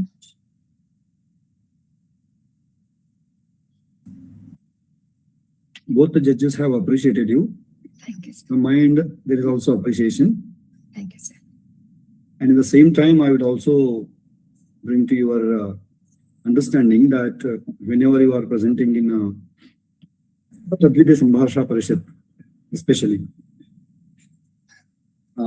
whenever you are applying the treatment principles, almost all the medicines what you have mentioned are having Kushtagna, Kandugna, Rakta Prasadana. And why you have choose those many medicines which are having similar actions. Right? Sir, okay, sir. Sir, Aragvadadi. No, you have explained why Aragvadadi Kashaya, its mode of action, everything. As per classicals, you have mentioned all the indications. Aragvadadi Kashaya, Gandhaka Rasayana, both are having Kushtagna, Kandhutna, Kapha Pitta Shamaka. Both are having the similar. Why you have prescribed both the drugs in one avastha? So that is what is expected from you during the Tadvidya Sambhasha Parishat. So what was your objective? You want to target Hetu Viparita Chikitsa, you want to target Dosha Viparita Chikitsa, or you want to target Vyadhi Viparita Chikitsa in which avastha? So what was the avastha of the patient? First you have to mention. So what was your first step of application of Chikitsa Siddhanta? That is what is expected from you. So because it is basically a Shastra Sambhasha. So when you are making a Sambhasha in the way of Shastra, so Samhita based when you are presenting the cases, Chikitsa Siddhanta need to be critically analyzed. What type of Chikitsa Siddhanta you have applied in the first step? And what was the outcome of that? Then you have adopted second line of treatment. Then you have adopted third line, fourth line, fifth line, sixth line of treatment. So that is expected from you people as a being a postgraduate scholars. So that is one thing which you can look into it. Overall, your presentation was good. Your analysis was good. But what is expected from you was that. Thank you. Hope you got the point. Okay, sir. Okay, sir. I'll include it. Thank you, sir. Yeah, before I could finish, sir started, so I just quiet. So if you see in your treatment protocol, so first you have sir has advised Chakramarda Taila, then sir has shifted to Marichadi Taila, and in consecutive follow-ups, there was no any external application. And again, I think last but third or fourth follow-up, you have again introduced Marichadi Taila. I'm not sure, it is one of the other. So you did not Last question. but one, Marisha. Yeah. Why did you stop that, and why there was a shift in the use of the thailas? So there was some reason why sir might have done, no? Did you analyze regarding that, or if you have seen the patient, what made sir to shift the things like that, to stop again reuse? Can you please throw a light on this? Ma'am, on fourth follow-up, patient had mild itching, ma'am. So sir chosen Chakramarda and Dankana Bhasma for external application.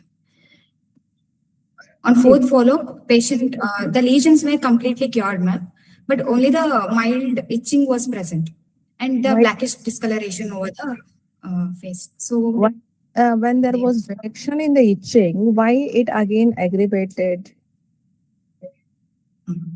and I'll go and check. Yeah, you have to more check into the details. Was the Nidana continued, or if the treatment was in what is that? I do not want to use some other word. Well, you did not complete the course, or the medicine was insufficient, so it relapsed.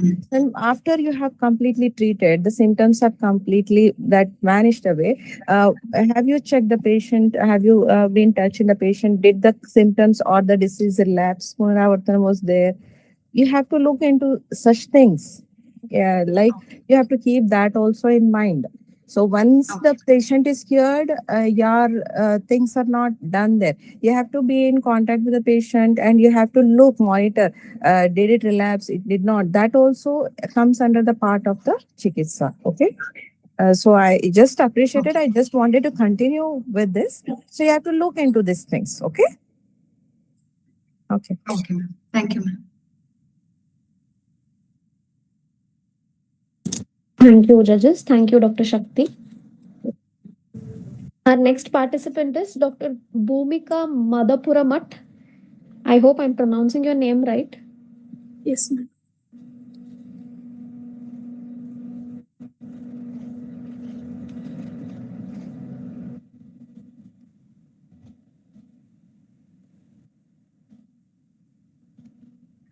Yes, ma'am. Your time starts now. You may proceed.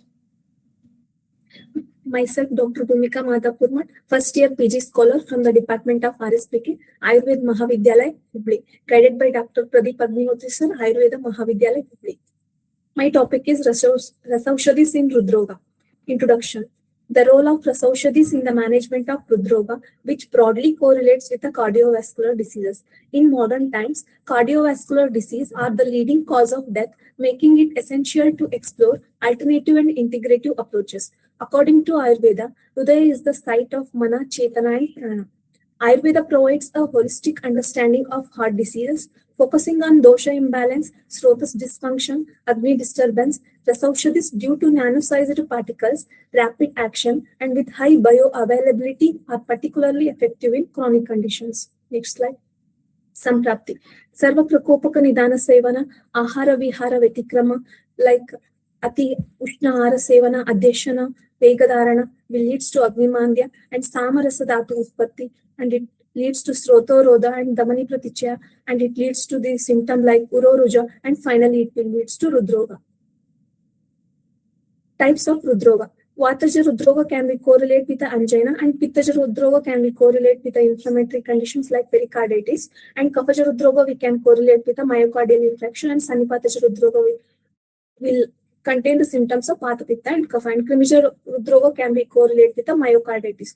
In Vataja Rdrva, we can give Kalyana Sundara Rasa, and in Pittaja Rdrva, we can give Chintamani Rasa, and in Kaphaja Rdrva, we can give Hrudayavarana Rasa, and in Krimija Rdrva, we can give Shankaravati.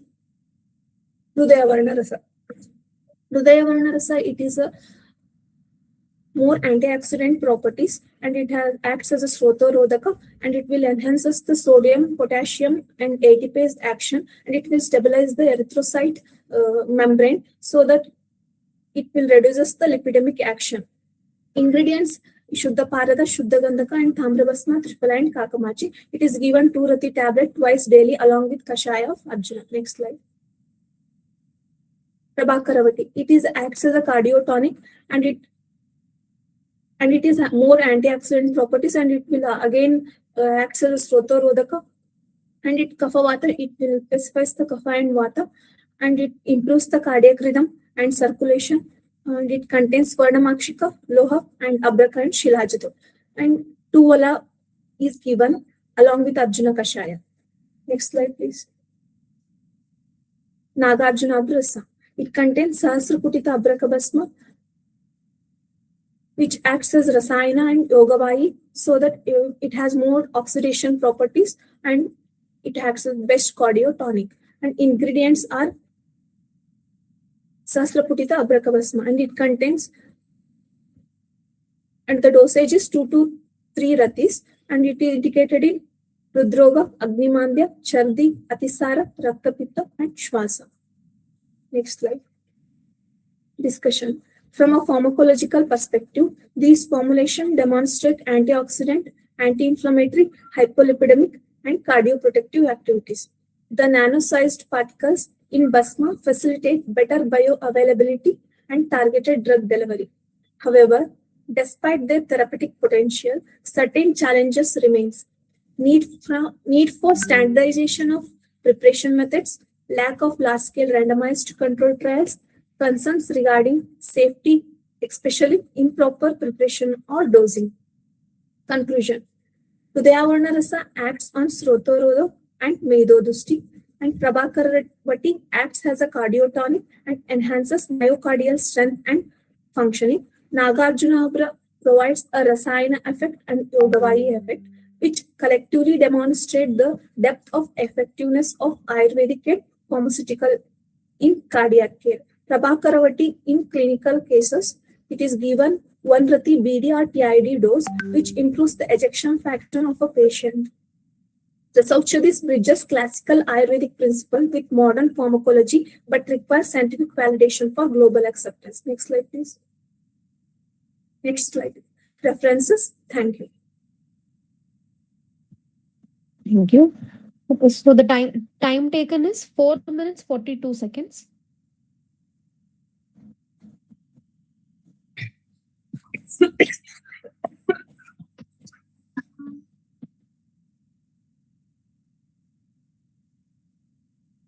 Can you please display your first slide? I want to note your name.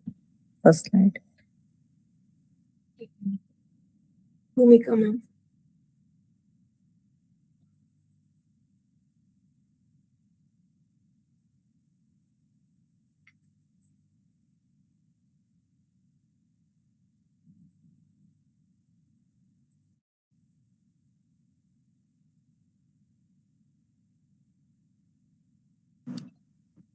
Congratulations, Bhumika, for your presentation. So, are you aware of the Avastika Chikitsa and classifications of Chikitsa? Avastika Chikitsa.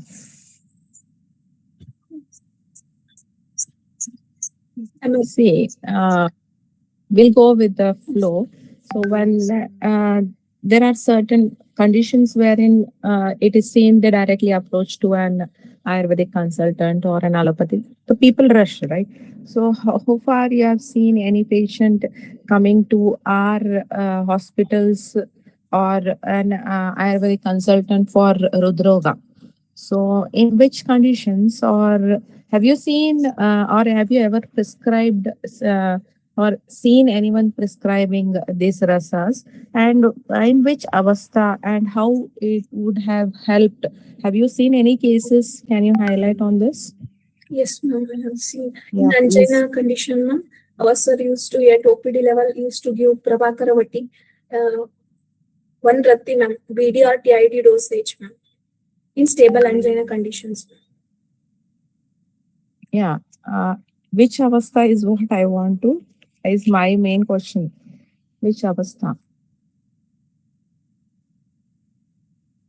Mild conditions. This is what you'll have to work on.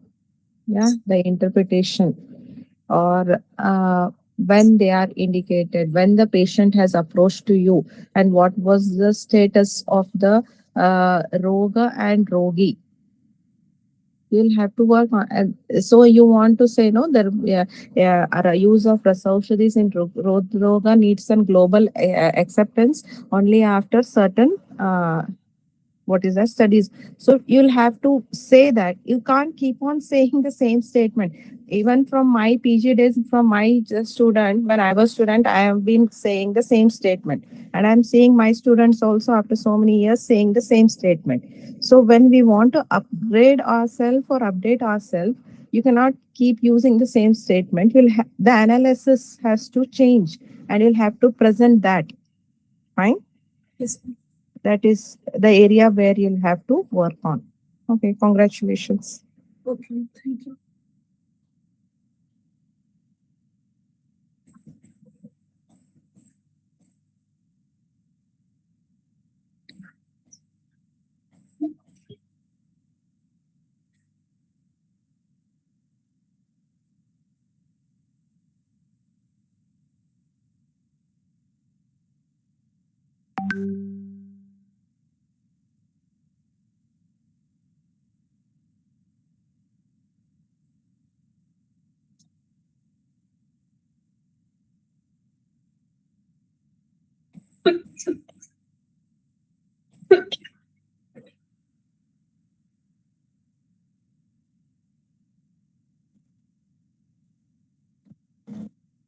Dr. Katti, sir, any questions, sir?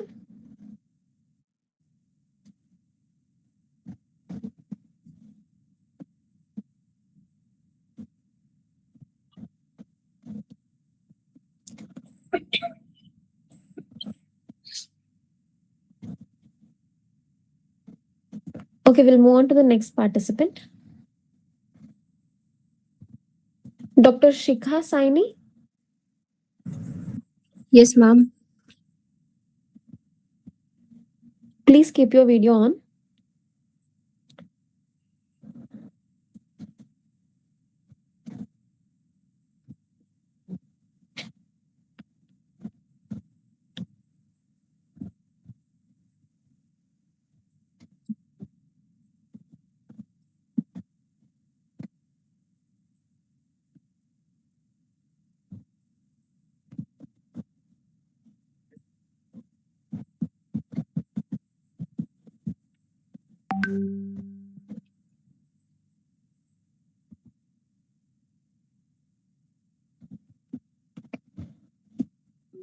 Okay, your time starts now.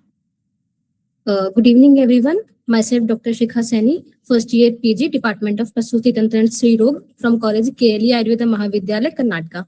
Under the guidance of Dr. Jayashila Goni ma'am, I am going to present my topic, and the title is A Critical Analysis of Chikitsa in the Management of the PCOS. PCOS is also known as Sten-Leventhal syndrome. It is a hyperandrogenic and hyperestrogenic stage. Most common age group affecting is 15 to 25 years, and the most common cause of anovulation is also the PCOS. PCOS is most common endocrine and metabolic disorders affecting the women of reproductive age, increasing global prevalence, strong links with the lifestyle changes. From the modern perspective, sedentary lifestyles, unhealthy diet, stress and hormonal imbalance, genetic disposition. PCOS not directly mentioned in the classics from the Ayurveda point of view, but the symptoms might similar with the Pushpagni, Jatharini, Nast Artavashaya, Granthi, and the Stolya. Clinical features of the PCOS, tendency towards the obesity. Due to the obesity, hyperinsulinemia will be there, and it will cause increase in the lipogenesis and increase in the adipogenesis. Due to increase in the androgens, there will be the hirsutism and androgenic alopecia as well. Oligomenorrhea, amenorrhea, infertility will also be there. Long-term complication will be diabetes mellitus, increased chance of coronary and cerebral strokes. Endometrial hyperplasia will cause the carcinoma, and sleep apnea syndrome, psychiatric disturbance as well.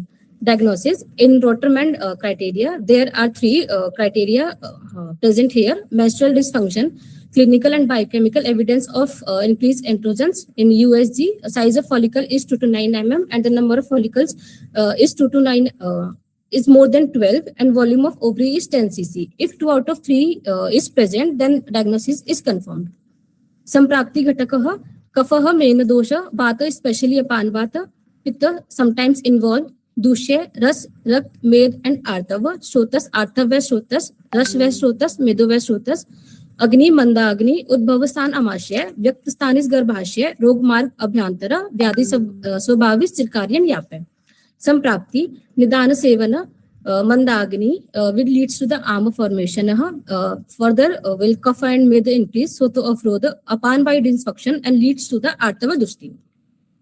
Aptarpana Chikitsa, concept of depletion therapy. In Charaka Sutrasthan, chapter number 22, Langana Bringini Adhaya, 6 Chikitsa has been explained by the Acharya Charak. And among this six Chikitsa, Acharya Vagbhat has classified them into the two, the Santarpana and Aptarpana. Santarpan contain Bringana, Snehana, and Sambhana, and Aptarpana, Langhana, Rukshana, Svedana. Udvartan comes under the type of Ruksha Sved. The principle of Aptarpana Chikitsa, here Udvartan I am going to explain, means reducing excess in the body, particularly Kapha dosha, Meda Dhatu and Ama. PCOS is a Kapha Meda imbalance, and therefore Udvartan is the key therapy because it reduces fat, improves metabolism, clear blockages, support hormonal balance. Role of Udvartan therapy. The procedure of massaging the whole body below the neck in the direction opposite to the orientation of the hair with some pressure is called Udvartana. Udvartana with the Kol Kulatya Adi Churna, Trifla Churna, and Udvartana Churna has been used in ROPD as well. Having Ruksha, Ushna, Tridoshagna Guna, mainly Kaphavata Hara, Medagna, Lekhana, Amvat Hara, and Shodhana properties. It opens the minute channels and improves circulation, also help in reabsorption of the fat and inflammatory products. So it helps in weight reduction in the patient. Udvartana provides good results because it eliminates dosha from the body and simultaneously performs the action of Samprapti Vigatana at cellular level. Ruksha Udvartana with the Kol Kulatya Adi Churna helps in the reduction of the weight, open minute channels, and improves blood circulation as well. Kapha and Vata Hara and removes Avarana or Shotorodhana. Role of Udvartan in a PCOS, reduces Kapha and Meda, improve Agni, removes Shotorodha, support normalization of the Artava. Discussion and conclusion. PCOS is a metabolic and reproductive disorder. Ayurveda offers holistic approach. Aptarpanaha target root causes. Lifestyle correction is the key. Conclusion. PCOS can be correlated with Samprapti Vigatana. PCOS can be correlated with the Santarparjanya Vyadi. Aptarpan Chikitsa is effective. Focus on dosh balance, Agni correlation, lifestyle modification. Here are the references. Thank you. Thank you. Ma'am, the total time taken is 4 minutes, 51 seconds.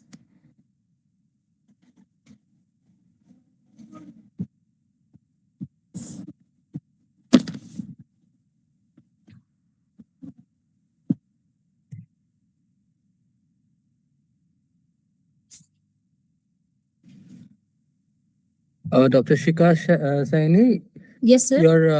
You're from the Department of PTSR itself, right? Yes, sir. Very nice. I appreciate it. A nice burning topic you've taken again. But here I have a small correction. You take it as a suggestion, okay?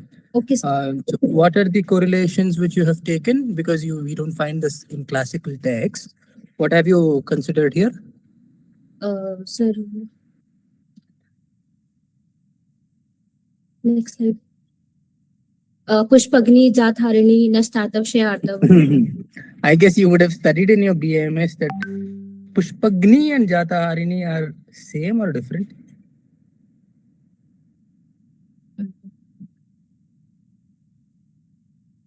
Pushpagni and Jatharini. Sir, I guess they are different. Mm-hmm. Is it so? Read it again, okay? No Okay, problem. Okay. Yes. Okay. Good. Otherwise, nothing from my end. Thank you, sir.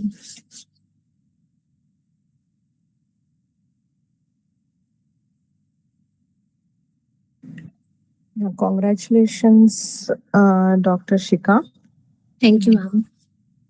Only small thing. I think you'll have to practice more on your pronunciations. I think you engulf the last one. As it is a Tadvidya Sambhasha, I'm very particular about how the words are pronounced. Okay?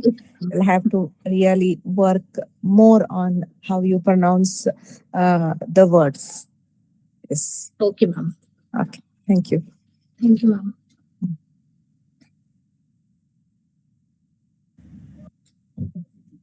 It was a good presentation, Dr. Shikha.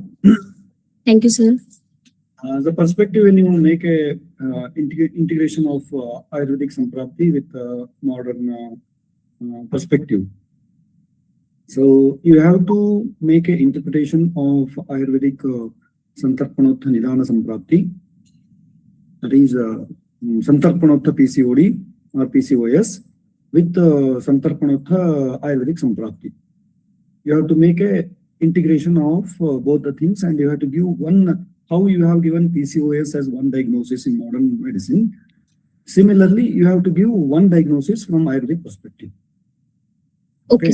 So you have taken multiple diagnostic references from Prasuti Sriroga as well as the Santarpanotha. How Prasuti Sriroga Vyadhis are manifested with the help of Santarpanotha Vyadhi. Santarpanotha Nidanas producing all the diseases what you have mentioned under that. So you have compiled multiple avasthas of PCOS in Ayurveda. Yes, sir. Right? So you need to give one syndrome for that particular domain. So that would be more appreciable and your effort would be very good.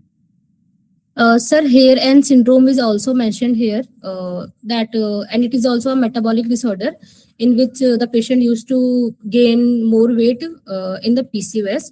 So weight gain can be correlated with the kapha increase in the kapha and meda in the body. That is there in Sthaulya Roga, no? Yes, sir. Is Sthaulya Roga PCOS? All Sthula patients are having PCOS? No, sir.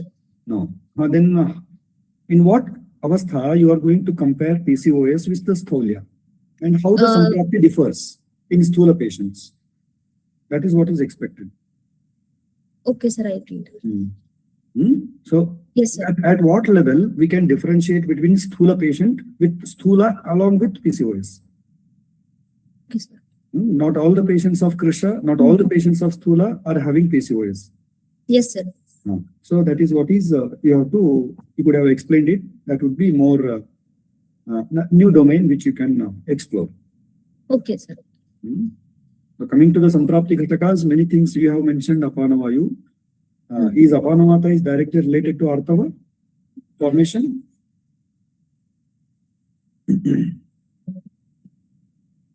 Or how Apanavata is responsible for the formation of Artava?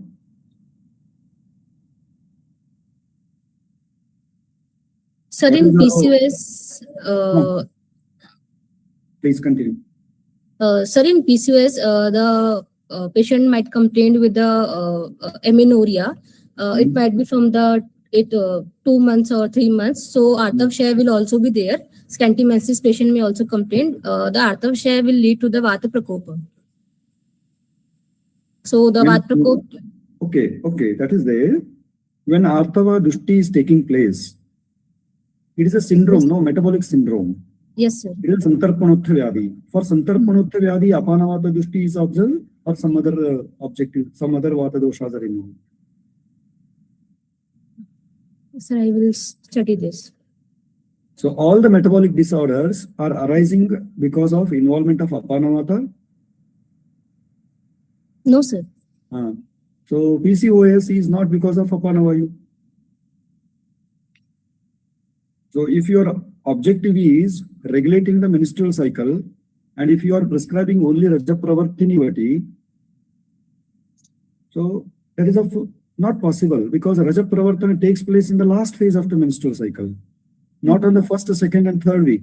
It is absolutely required to be prescribed in the last phase of the menstrual cycle because Pravartana is required, no? Yes, sir. Shukra Artava Shakran Mutra Nishkramana Kriyaha. Nishkramana. It is just an excretory function of Apanavayu. Apanavayu will not nourish. Apanavayu will not help to formation of the Artava. Whatever the Artava which is formed from the Rasadhatu, it is getting eliminated out or excreted out by the Apanavayu. Right? Excretion is the function of Apanavayu. Yes, sir. So you have mentioned Apanamata in the Samprapti. Okay. So our objective is not the excretion of Artava here. The previous metabolic syndrome, you have to make a Samprapti Vighatana. Then only the Artava Pravritti will happen. So Okay. your objective is focusing on metabolic condition of the patient. So that you have highlight. You need to highlight it. You have not highlighted that. Okay, sir. Okay. Rest of the things are good. Okay. Thank you, sir.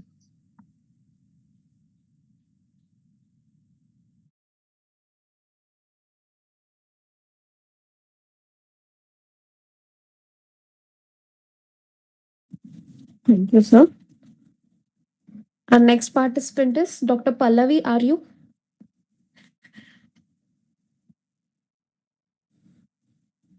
Dr. Pallavi? Yes, ma'am. Your time starts now. Good evening, everyone. Myself, Pallavi, third phase UG student, SJGAMC Koppal. My topic is Identity Crisis of Shefali, a comparative review of Nirgundi and Parijata as Ekamulika Dravya in management of Grudrasi. Next slide, please. These are the contents. Next slide.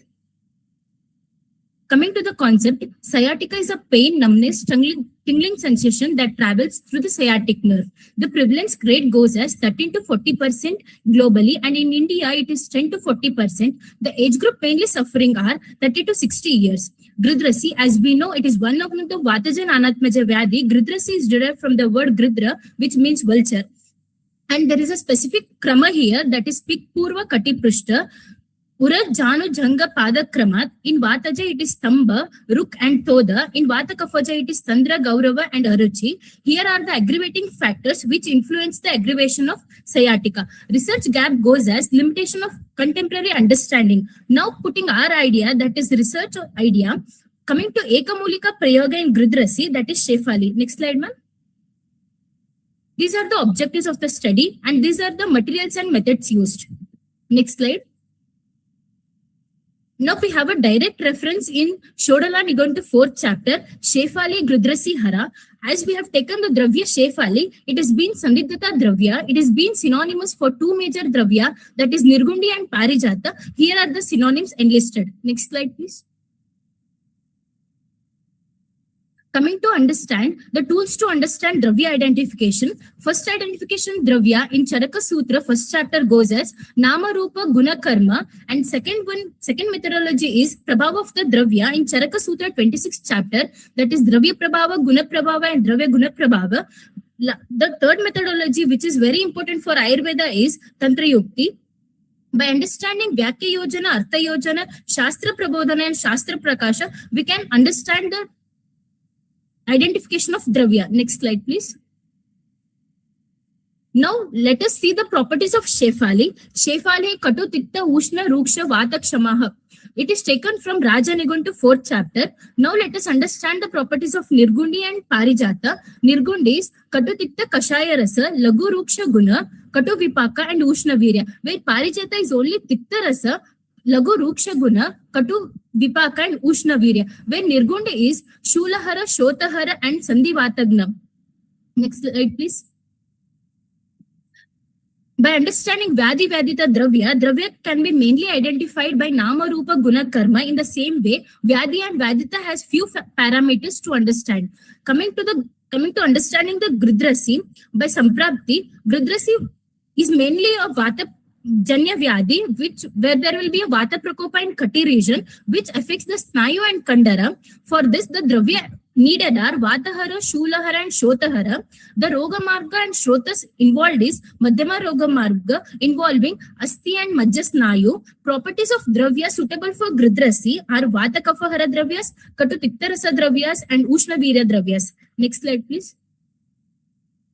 That is the second methodology, that is Dravya Prabhava. Now, talking about Nirgundi, it mainly acts on Snayu and Sandhi, which is Vedana Stapana, that is Shulahara, which is used in Grudrasi and Katishula. Coming to the Guna Prabhava, as we know, the properties of Nirgundi are Lagu, Ushna, Katu, Tikta, Kashaya Rasa, which reduces the Vata and Kapha, where Parijata is mainly Jwaragna, and which is mild Vatahara in nature. Coming to Dravya Guna Prabhava, whole Prabhava of the Dravya, which is Vata Kapha Shamaka, and anti-inflammatory, which acts mainly on nervous system. Next slide, please. Coming to the last methodology, that is Tantra Yukti. Basically, Tantra plus Yukti. Tantra is a logical methodology to organize, connect, and elaborate the systematic understanding of any other things in the Ayurveda. The importance is given in Charaka Siddhi 12th chapter, that is, as a lotus blooms in the ponds in the presence of sunlight, the dark house is enlightened by the lamp. In the same way, the Tantra Yukti helps to understand the Shastra in Ayurveda. Here are few Tantra Yuktis enlisted to understand the Dravya, basically. Next slide, please. Coming to the conclusion, confusion regarding the identity of Shefali as Nirgundi and Parijata examined and resolved by above methodologies. So we can consider Shefali as Nirgundi rather than Parijata due to its Pradhana Karma Shulahara with respect to Grudrasi in Shodala Nigantu. Next slide, please. Thank you. Thank you. The total time taken is 5 minutes, 10 seconds.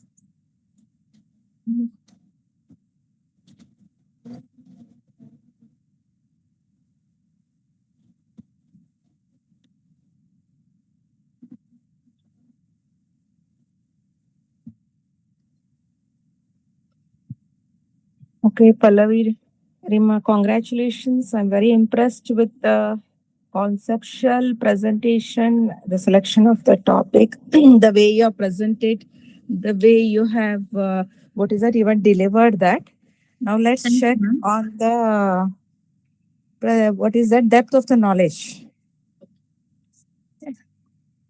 Fine. Can you name some formulations of Nirgundi which are directly used in treating Grudrasi? Ma'am, Nirgundi Taila can be used, ma'am. Okay. Yes, ma'am. Yes, ma'am. Nirgundi Taila can be used for Abhyanga second all, ma'am. Even Nirgundi Kashaya also can be used, ma'am. Okay. For intake. Intake.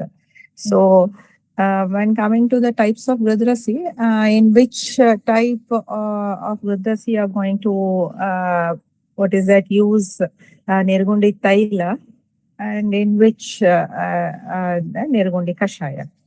Ma'am, Nirgundi Taila can be used in Vata Pradhana Grudrasi, ma'am. As Nirgundi again can be formulated in Kashaya, it can be used in Vata Kafaja Grudrasi also, ma'am. Throughout the presentation, what was the Doshagnata you mentioned of the Nirgundi? It is? Ma'am, it is Vata Kafaja only, ma'am.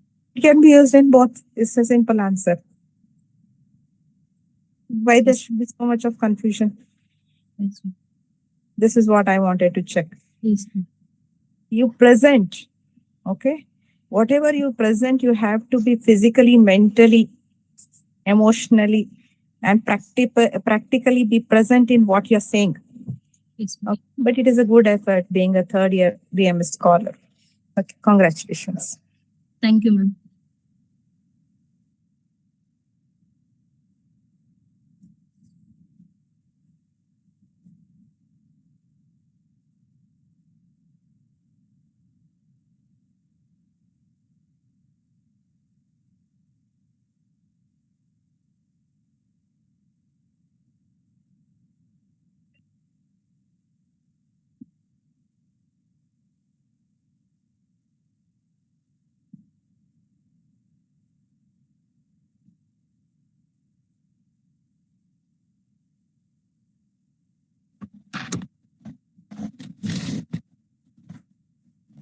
Should we move on to the next presentation, sir? Thank you, ma'am.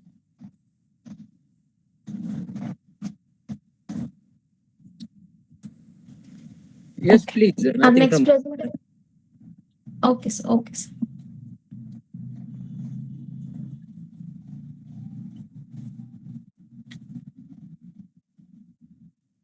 Our next presenter is Dr. Rangashri B. Dr. Rangashri. Yes, ma'am. Yes. Am I audible? Are you ready, madam? Yes, ma'am. Yes. Am I audible, madam? Yes, ma'am. You're audible. Just a minute, madam. Yes, I'm ready. Can I start? Yes, ma'am. You may start. Shri Gurubhyo Namaha, Sarvebhyo Rishibhyo Namaha, Sarvebhyo Shastra Pravartakebhyo Namaha. I am Dr. Rangashri from Shri College of Ayurveda. My topic of presentation is conceptual understanding and treatment of cardiac arrhythmia in Ayurveda. The slides are kept simple and I will explain the discussion points as I present. Next slide, please. Cardiac arrhythmia is understood as a disturbance in normal rate, rhythm and conduction of heartbeat. The rhythm of heart can be viewed as Vikasana and Nimilana of Hridaya, governed by both Vyana Vayu, Avalambaka Kapha and Sadhaka Pitta. Next slide, please. Based on Brihatrayi, this presentation attempts to understand cardiac arrhythmia based on Trisutra Siddhanta and to analyze its chikitsa. Next slide, please. Now let's try to explore Hetu. As Pranavaha Srotas and Rasavaha Srotas share a common moola, disturbance in one can influence the other, ultimately affecting the functioning of Hridaya. Hridaya, being Rasasthana and Chetanasthana, is highly sensitive to both physical and mental factors. Even though nutrition is adequate, Manasika Bhavas such as Chinta, Shoka, Krodha, Bhaya can impair Agni and disturb Dhatu Poshana, resulting in metabolic disturbances. Autonomic disturbances such as Vegadharana, Udirana, Gulma Samuthana, and Raja Yakshma Samprapti certainly affect the functioning of Hridaya. Over time, this imbalances takes Sthana Samshraya in Hridaya, leading to Rdrva or cardiac arrhythmia in this context. Next slide, please. Utpada Karanasya Vyadhijanana Paryantam is Agati or Samprapti. The progression of Rdrva can be understood through different approaches. It can be viewed in relation to Gulma Samuthana, Raja Yakshma Samprapti, and also through Pranavaha and Rasavaha Sroto Dushti. Obstructive pathologies can be understood in the context of Gulma and Rasavaha Sroto Dushti. In contrast, non-obstructive conditions where Kevala Vata is involved can be correlated with Raja Yakshma Samprapti. This helps in understanding the condition from different angles and guide the approach to Chikitsa. Next slide, please. Sampraptyanantaram Linga Pradurbhavaha, Lakshanas of cardiac arrhythmia closely align with the Pratyatma Lakshanas described under Vataja Hridroga, especially Sadravayama Pramohaja type of Vataja Hridroga. Hence, such conditions can be approached along the line of management explained for Vataja Hridroga. Next slide, please. Management focuses on balancing Agni and Vata. Agni is corrected with Deepana and Pachana, and Vyana Vayu is regulated through Urdhva, Yojana, Anulomana, and Shamana, where we have Vyanam tu Tridha Yojayet in Vata Vyadhi Chikitsa. As Hridaya is Marma and seat of Prana, it also needs proper Paripalana as it is a Marma. In acute conditions, Mridu Vamana and Basti can be administered. Next slide, please. Here, Agni correction is very important. Chitragatya Gutika can be considered as a drug of choice, preferably given with Matulungarasa and Dadimarasa, as it helps quick Deepana. For Pachana, Vatas with Ushna, Tikshna, Tikta and Kashaya Dravyas like Nagara, Ativisha, Musta can be used, and these can be given as Antarapana. With food, there is a drink like that. After this, Mridu Shodhana can be planned based on the condition. For Vata Shamana, especially Vyana Vayu, procedures like Tailapana prepared with Dravyas like Punarnavadi Dravyas mentioned on the slide can be administered. Why Taila here is Marutagnam, Nachashleshma Vardhanam, Balavardhanam, and Taila Abhyanga are useful when advised as a part of Dinacharya, where Phalashruti of Abhyanga is Sajara Shramavataha. The Dravyas used here share common properties, the specific properties. They include one Amla Rasa, Lavana, Shara, Sroto Vishodhaka, like Ushna Tikshna Gunas, and importantly, a Sneha. So, Amla acts as Hridya, supporting the cardiac function, where Lavana penetrates deep into the Srotas, and Shara helps in cutting properties of the Ama or the Sroto Avarodha, and Sroto Vishodhaka properties aid in clearing the doshas and eliminating through Koshta. Most importantly, Sneha helps in smoothening the srotas and restoring their normal function. Because of this combined action, Samprapti Vigatana can be achieved effectively, and these measures should be followed in a comprehensive manner. Along with this, Hridaya Poshana is important. So nourishing measures like Shiro Pichu and use of Rasayana Dravyas like Ghrita can be considered. An important aspect in all cardiac conditions is Achara Rasayana, where we have this reference in Apthe Dashamahamulya Madhyayam, Pariharya Visheshena, Manaso Dukka Hetavaha, Rityam Yatsya Daujasyam, Srodasam Yat Prasadanam, Tattat Segyam Prayatnena, Prashamamo Jnanamevacha, where we have Ahimsa, Praninam, Pranavardhananam, Vidya Brahmananam, etc., which helps in strengthening the Ayu. Next slide, please. In Atyayika Avastha, Ama should be eliminated through Vamana, and to support Hridaya, Tailabasti should be administered. This is based on the principle of Agantum Shamayet Dosham Sthaninam Pratikrityava. So I would like to conclude that cardiac arrhythmia can be approached on the lines of Sadrava Yama Pramohacha Vataja Hridroga. Chikitsa should focus on using dravyas like Amla and Lavana Rasa, Kshara Dravya, Sroto Vishodhaka, where it has Ushna and Tikshna qualities, and importantly Sneha, which together help in breaking the Samprapti. Achara Rasayana plays an important role in controlling triggering factors and improve the quality of life. It also prevents second and subsequent attacks. In Atyayika Avastha, procedures like Vamana and Basti can be adopted based on Roga Rogi Bala. Next slide, please. Yetu Shastra Vido Dakshaha, Shuchaya Karma Kovidaha, Jitahasta Jitatmanas, Tebhyo Nityam Kritam Namaha. Thank you. Thank you. The time taken is 5 minutes, 58 seconds.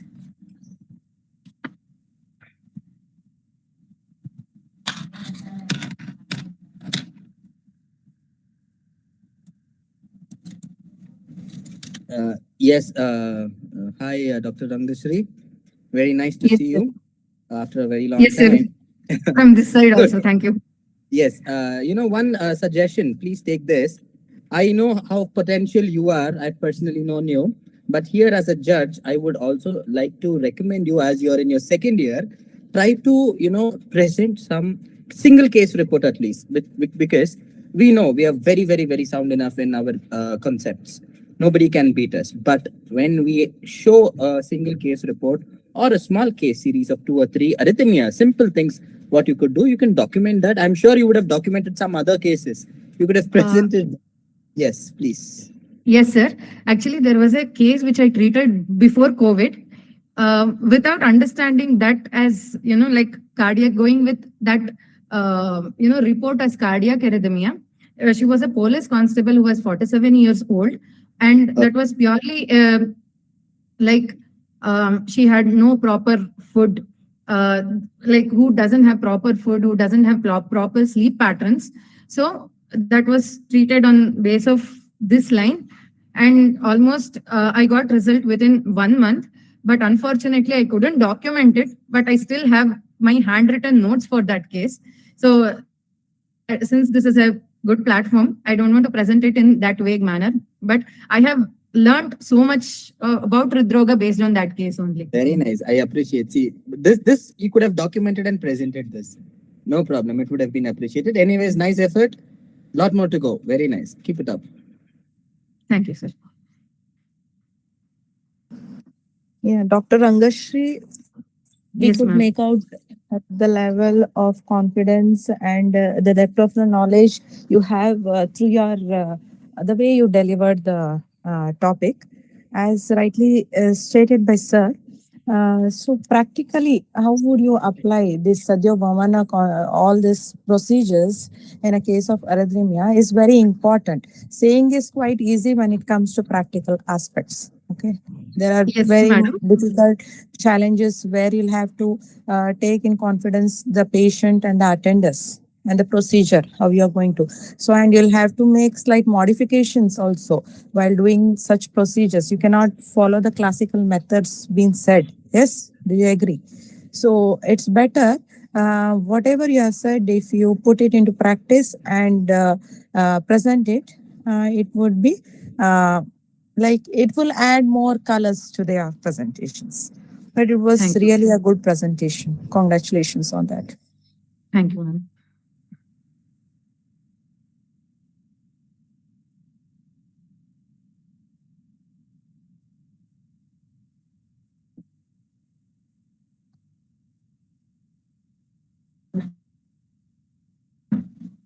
Dr. Pramod Katti, sir.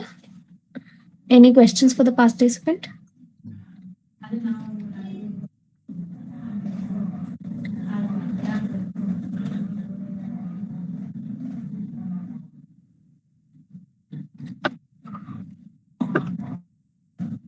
Okay, thank you, Dr. Rangashri. We'll move on to the next presenter. Dr. Aditi Chaugle. Hello. Please keep your video on.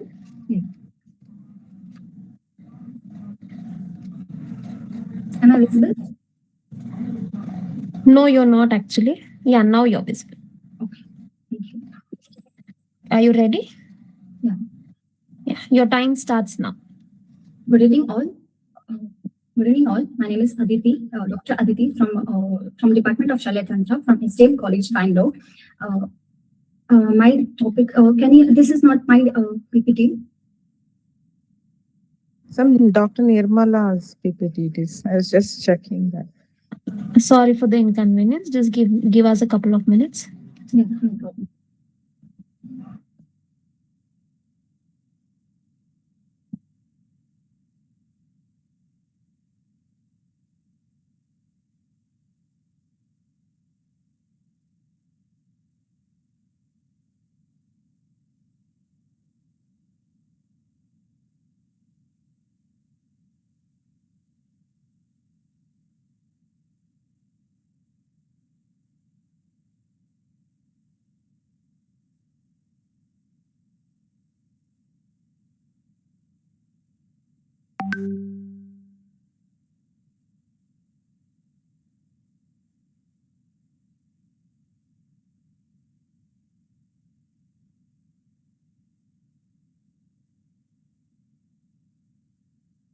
Okay. Are you ready, doctor? Oh, just a minute. I guess there is some problem with.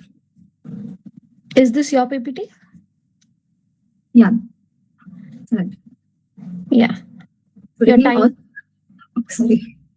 Yeah, okay. Your time starts now. Okay, thank you. Good evening, all. I'm Dr. Aditi, from final year student from Sciatica Department from SJGAMC College, Bangalore.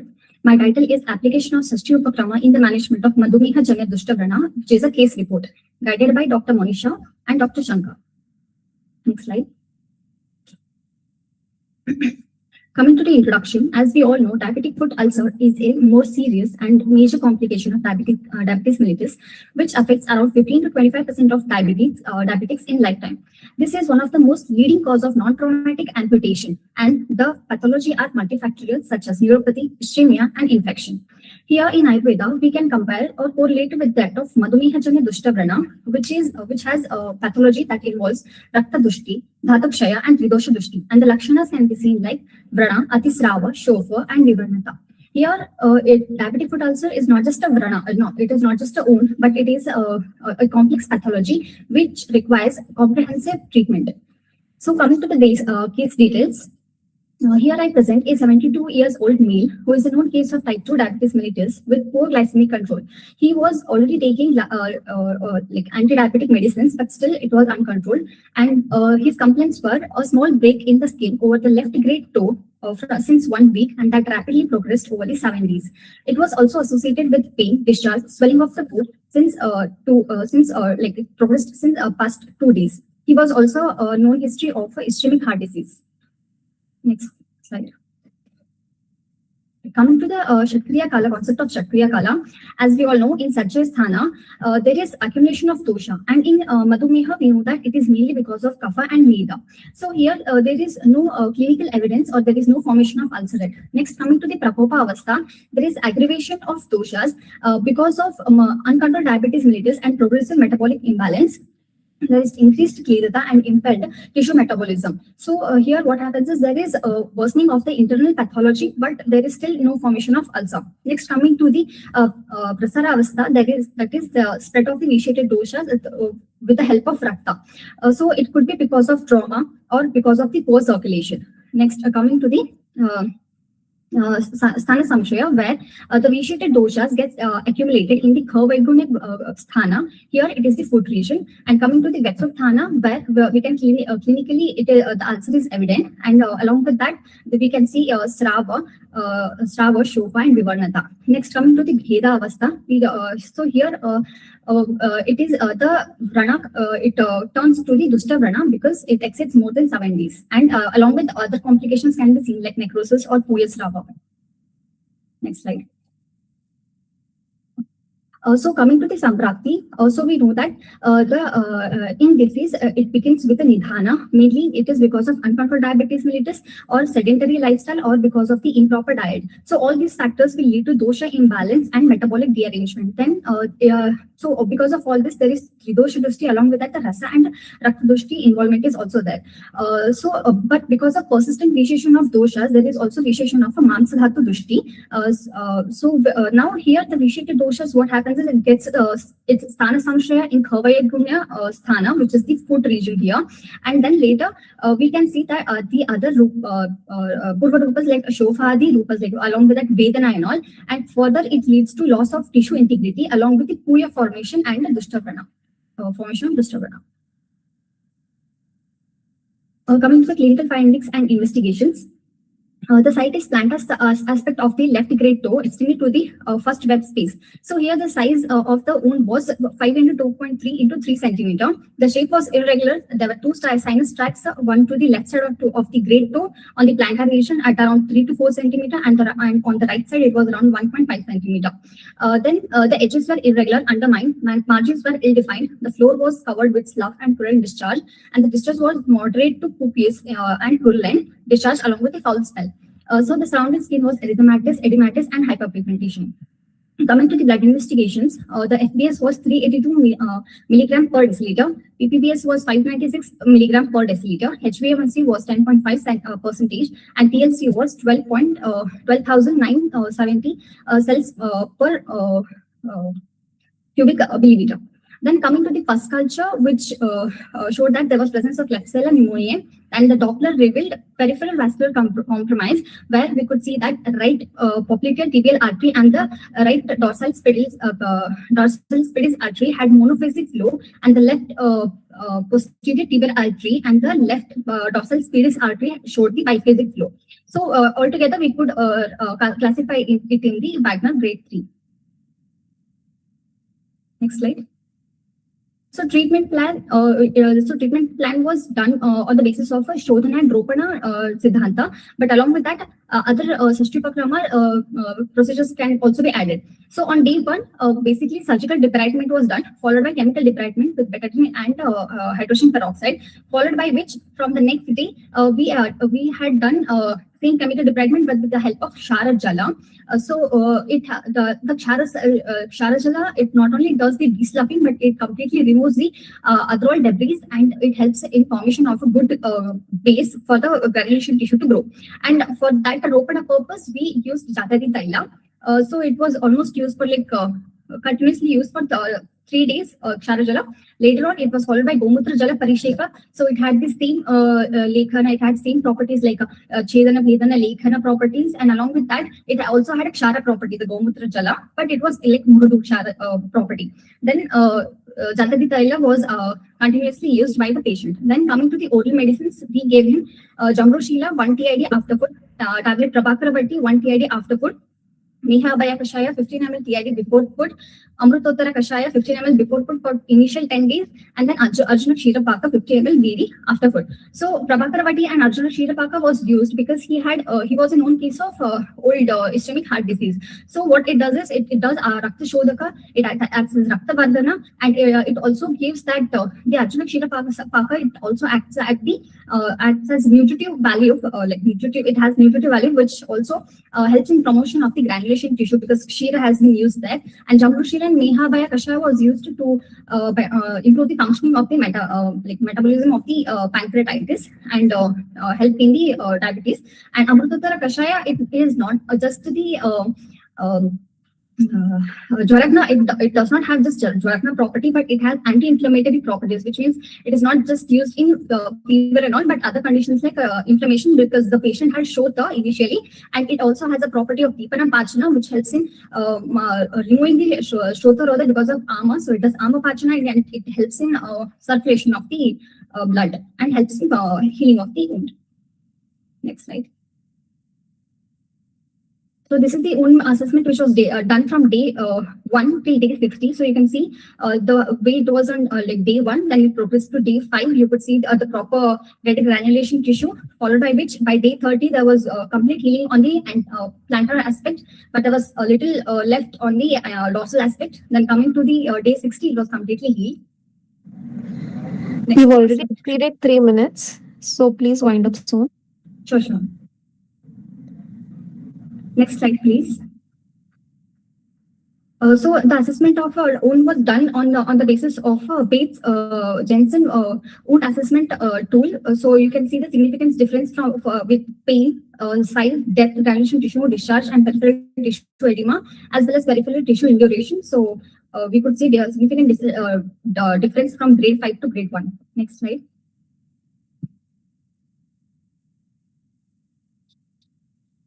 Next slide, please.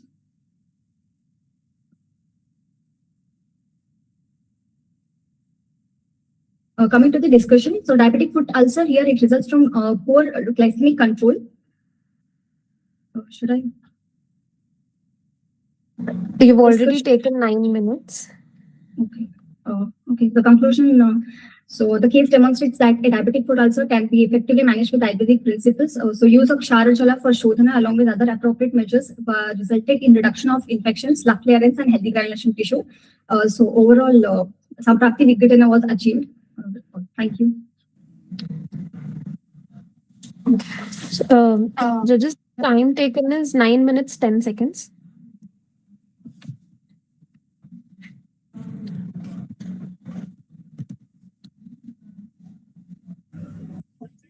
Dr. Aditi, Yes, sir. why you have taken so much time? I'm so Can you sorry, identify sir. where you went more detailing? Yeah, I think in the like explaining about the Kshatriya Kala, I think I took little time. Yes.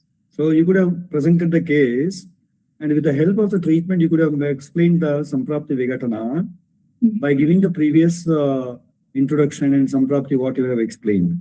Okay, sir. So you could have saved much more time. Right? Yes, sir. Your case was very good. Thank you, sir.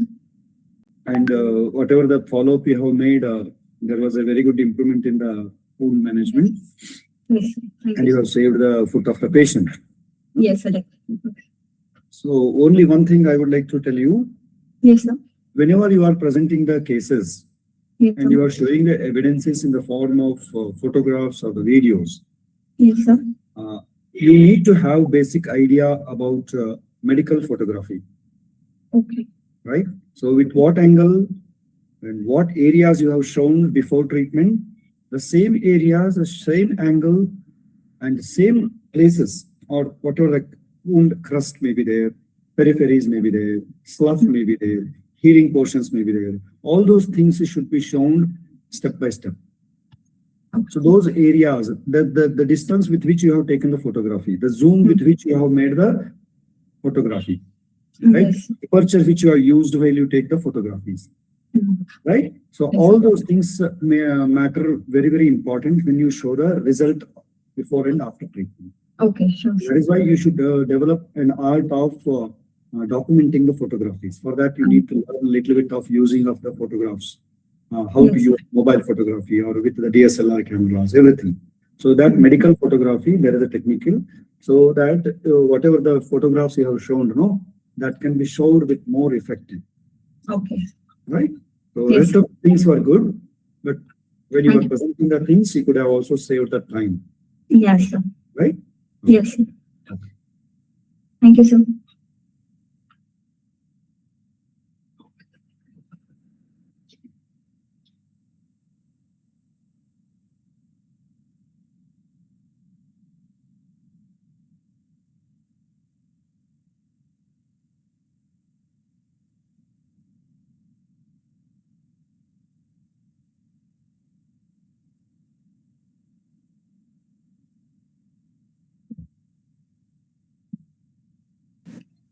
No questions from my side. I congratulate Dr. Aditi for Thank you.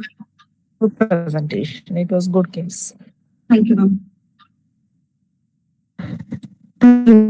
Ma'am. Thank you, Dr. Aditi. Thank you. Our next presenter is Dr. Nirmala Oinam. Yes, ma'am. Please keep the video on.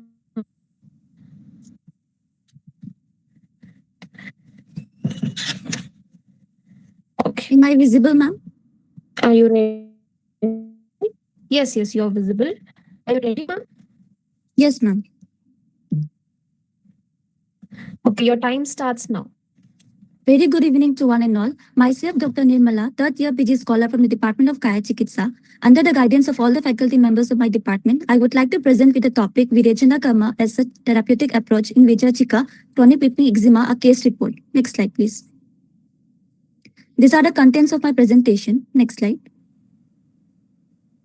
Starting with the background, whipping or exudative eczema is a chronic inflammatory dermatological condition characterized by pruritus, erythema, oozing, and even lichenification in the later stages.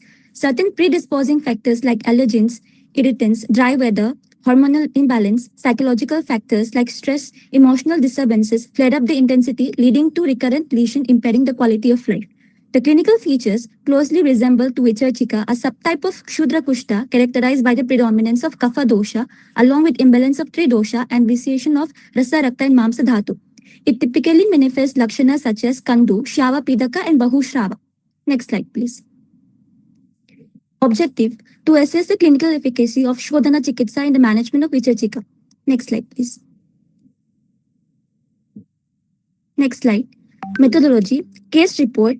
A female patient aged 64 years presented with the complaints of rashes all over the face, neck, scalp region, bilateral upper extremities since 3 months. She had also complained of severe itching associated with burning sensation, bleeding, and discharge from the site of the lesion since 3 months. Aggravating factor is intake of seafood, particularly fish. Next slide, please. Coming to integumentary system examination, the type of lesion which is present is primary on the face, scalp, neck, extremities, which is papular presentation, and secondary over the nape of neck, which is excoriation and lichenification.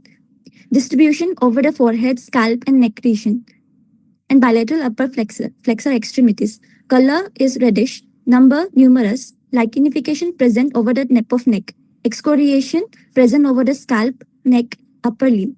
Oozing and bleeding is present. Next slide, please. Coming to the Chikitsa part, on the first day of admission, we have planned for Pachana Dipana with Chitragadi Vati 3 TID for 1 day. Along with that, LS Vati was given 2 SOS along with application of Marichari Taila. Snehapana was planned for 4 days where Tiktaka Dhrita mixed with 2.5 grams of Shunti Churna and Saindava Lavana was given in Arohana Matra, where 50 ml is given at the first day, followed by 130, 230, and 300 ml. Vishrama Kala was planned for 4 days, whereas Stravanga Abhyanga with Marichari Taila and Nimba Patra Parisheka was given.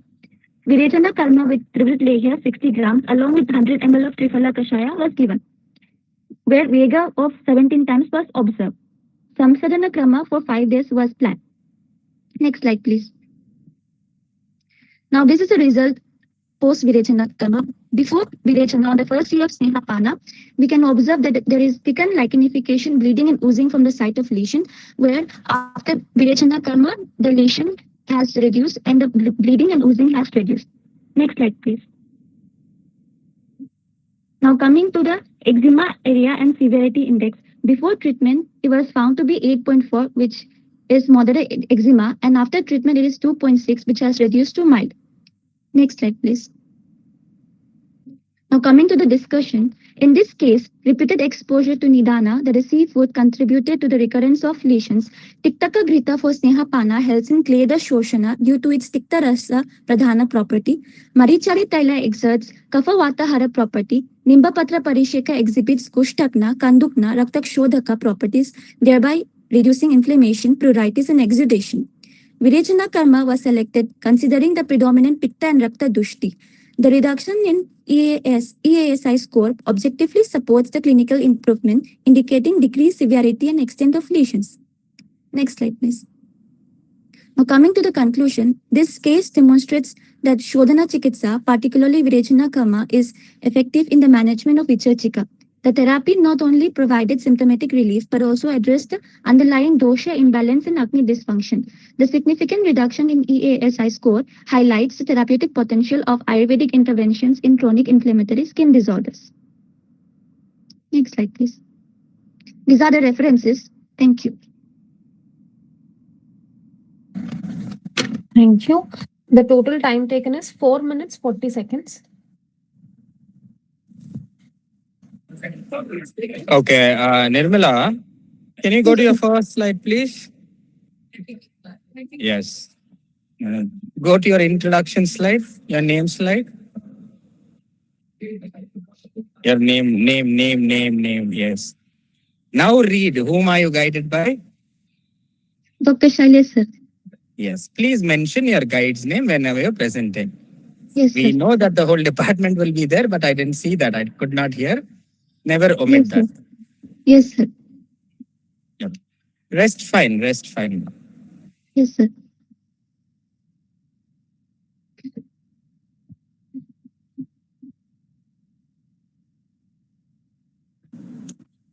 Okay, Dr. Nirmala.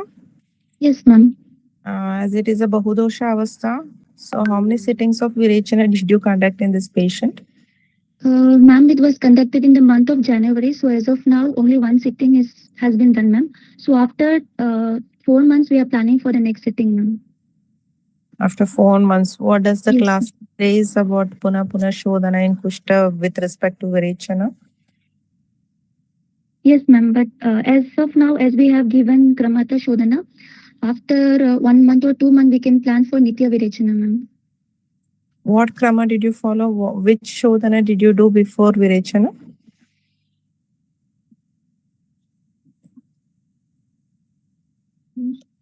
You told Kramata Shodhana, right? Yes, ma'am. It is Vamana Virechana when you take the krama. Did you do Yes, Vamana for Virechana? No, ma'am. No, Puna Shodhana has been indicated, and Yes, as ma'am. only relief from moderate to mild, right? So Yes, ma'am. one sitting of Virechana is not going to work out in this case. As Yes, it is ma'am. the first case, Yes, did ma'am. you not discuss on this regarding this? Yes, Do we ma'am. 6 months. After 6 months, it can be planned, ma'am. If that is it is, what yes, what ma'am. what does the classic tells about Virechana with reference to Puna Shodhana?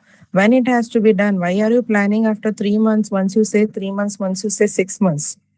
What does Yes, the class ma'am. says about Virechana? When you have 6 to months, ma'am. go through that. Okay, it Yes, is ma'am. very Yes, ma'am. important because Yes. once you Shodhana in such cases, even though you get a good results, if you do not do the proper follow-up, then it is Yes, of ma'am. no. Yes, ma'am. Okay, congratulations for Thank you. presenting. Yes.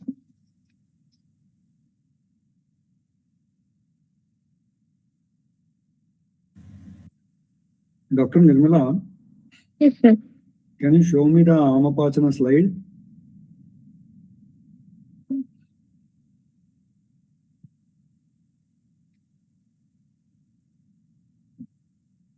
Treatment slide, please.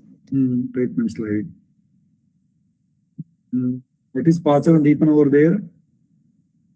Chitraka Adivati, sir. 3 TID was given for 1 day. Okay, next.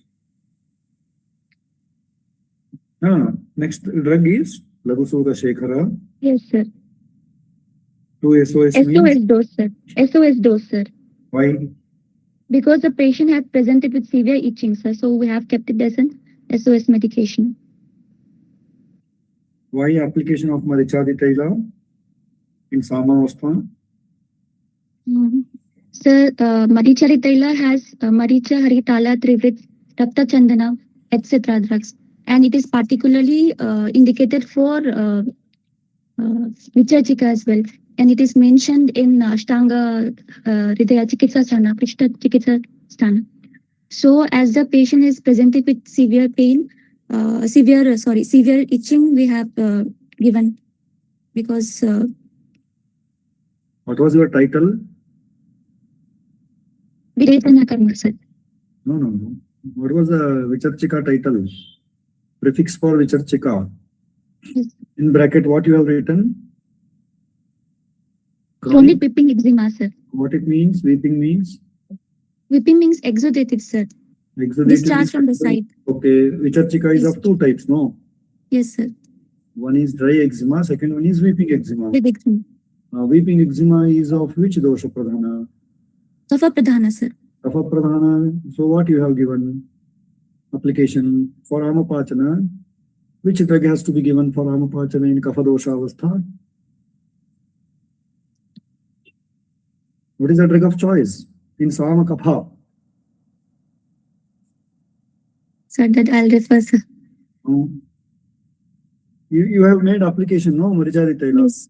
Yes, sir. Dosha avastha Taila application is indicated. Sir, Yadi Pratyaneka Chikitsa as You are making amapachana and during in hetu viparita chikitsa, how can you give Yadi Pratyanika avastha or Shaushada? Sir, Chakramada Taila also can be given, sir. See, whatever the Taila you want to apply, no? Yes, sir. First, your objective was Deepana and Pachana. Yes, sir.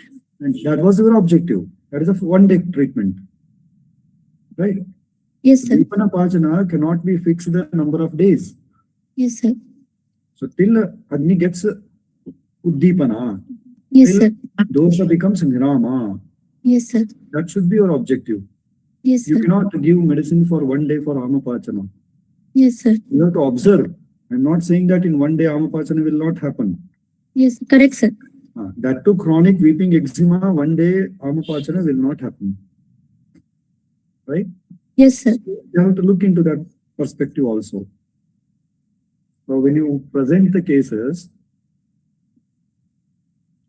you should give some correct information regarding what was your idea of administration of Chitrakadivati, 3 tablets, 3 times a day. What was the mg of Chitrakadivati you have selected? Sir, It was 125 mg, 250 mg, or 375 mg, or 500 mg, or 750 mg, or 1 gram. What was your dosage? 3 tablets, 3 times a day. Why you have done that type of dosing? What was your intention of prescribing such way? because we have planned for Pachana Deepana only for one day. Why? So, and sir, one tablet is 400 mg. No, 1 tablet is 400 mg, and you have given 9 tablets. So what was the total dosage? 3.6 grams. 6 grams. So 3.6 grams of Chitrakadivati one day. What will happen?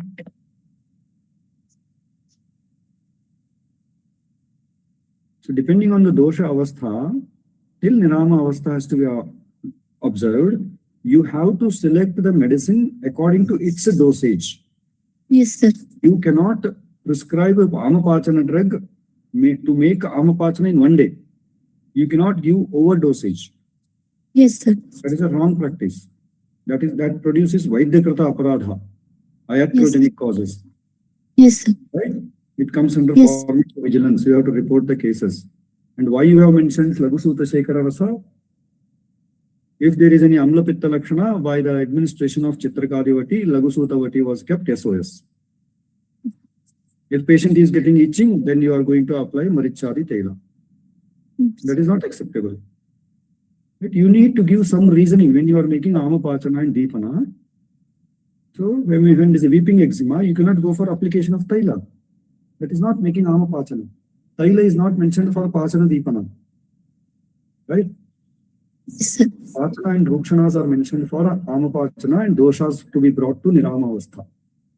Just have a look about it. Yes, Think sir. twice when you make a presentation like this. Okay, sir. Okay.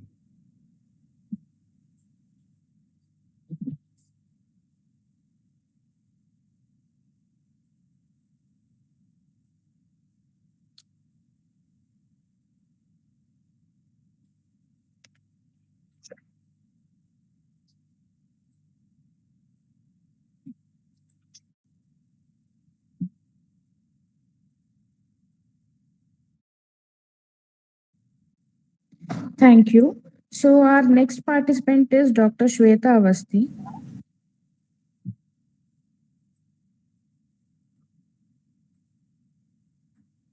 Am I audible, ma'am? Yeah, ma'am. Please turn on your mic and camera both. Yeah, both are on, ma'am. Yeah. So your time starts now. Thank you, ma'am. Shri Gurave Namaha. Namaste to all the respected judges and the co-presenters. I am Dr. Shweta. I am from Shri College of Ayurveda under the guidance of Dr. Shri Nagesh K, who gave me the opportunity to present my clinical cases which I handled in the clinical practice after joining my PG after a long gap. So the context of the presentation, my title is Use of Basti as Dosha Pratinik Chikitsa. Here, I want to highlight the uniqueness of a case report which an Ayurvedic doctor should, how they have to present. So here the clinical case reports of patients I have taken from a range of age, from Minar to menopause, where the highlight is the Dosh Pratinik Chikitsa through Basti and not just one case and one herb model. Next slide, please. So I want to set the contextual background here, saying that women are the ones which I talked about most, even when we are talking about sustainable development goals, whether locally, nationally or internationally, women is the core here. And so how we Ayurveda doctors can analyze the female presentations in regular OPDs and cater to these goals. In that, I found Basti Karma with the ease of the implementation and the efficacy through Dosh Pratinik Chikitsa, not only as a therapeutic tool, but also Dosh Pratinik in terms of diagnostic tool, which I found. And the Yukti of Veda is very important in this. Next slide, please. So the objective here and why Basti was chosen, we all know. Na anya basti bina bheshajam kinchid asti kinchida. So this is the famous shloka by Charak and Siddhi Sthana. And when we apply it in the context of women, it is even more important because she is now the superwoman. And definitely we know that nahi vata hridaya yoni narinam sampradushati. So vata is the underlying part here, but our focus is more where we are also dealing with Pitta and Kapha and how Basti can act for all the cases. Here, the Vyapti is very big. Next slide, please. So methodology that I adopted was a selective stratified sampling, which I chose from my OPD cases and in which I deliberately chose the 10 women of different age groups. And here the stratified sampling was done based on the doshas. So I selected Vata cases 5, Pitta 3 and Kapha 2. Why? Based on the frequency of the patient visiting the OPD and the Dosh Pradhanya. So here, the most important point that I want to highlight is the physical and the mental presentations, which are to be taken lot of focus here because the Prakriti and the Vikriti analysis was done and the scores was taken for each of the doshas. The classical Rogi Pariksha was done, Roga Pariksha was done through Shatikriya Kal, and the 3 Sutra framework of according to our classics were applied. The most important part that I want to highlight is I use one of the very simple cost-effective clinical scales in modern science like visual analog scale, perceived stress scale, the pictorial blood loss assessment chart for Pittach cases, and the bone mass density, and even the BMI for the Kaphach cases for a period of 3 months. Next slide, please. So the Dosha Pratinik analysis was done based on Nadi Pariksha, which is the state-of-the-art diagnostic technique, which I have learned, then Agni Pariksha, and the Dashrath, which involved a lot of Sattva and the Manas Lakshana analysis, and the Shatkriya Kal to understand the Dosha Gamitva. So Dosh Pratinik, in terms of therapeutic tools that I employed, was more related to Basti here, because Niru and Anuvasan both were used in combination. Next slide, please. So looking at the cases, just cutting the thing short because of the time, here the main thing that I want to highlight is how the diagnostic tools were used in taking via Prakriti, Vikriti, Agni and Sattva, and then going to the Roga Pariksha, Shatikriya Kal was the main thing which was analyzed in order to know the Dosha Avastha and also the Dhatu Gamitva. So here Manas Sattva is something I want to really highlight, that in all these Vata cases, bhaya, anxiety or overwhelm, which was very common, which I mentioned classically as Rdrva, and this was something which was very common. And then Chikitsa Siddhantas were applied based on Anuloman, Snehan and Vathagna Chikitsa. And these bastis were given for a period of 3 months only in the cyclical manner, like in the before the menstrual cycle, 7 to 10 days before these bastis were given. And the scales used were VAS for all the Kashtartha cases, not only in Vata Pradhanya, but also in ma'am. Yeah, sorry. Yeah, next slide, please. So if we, next slide, please. This is how the Pitta was analyzed and the Kapha was analyzed. Here, the main point, next slide, please. The observation and results showed that the Prakriti, Vikriti and the Agni as the Pradhana, to identify the Pradhana dosha, and the Dashrida Bhavas for Manasa Bhava and Shatkriya Kal were analyzed. And there was a significant reduction in all the scales clinically, whether modern and also according to the Ayurvedic parameters. Next slide, please. So the discussion and way forward here is that the case presentations in Ayurveda cannot be only one case, one herb, because Purusham Viksham is something we have to really follow. And here, Dosha Pradhanik Chikitsa and everyday gynecological practice is very important to prevent lot of dreaded diseases. So all these women who had come might have changed into adenomyosis or a PCOD full-time case, which could be prevented by this 3 months protocol along with Shamana Aushadhi and the Pathya.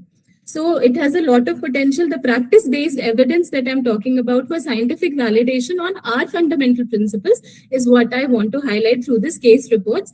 And it gives us the tools to use the fundamental principles of Indian knowledge systems in this Vata dominant era. Thank you so much. These are the references. Doctor. The time taken is 6 minutes 30 seconds. There was so much to say.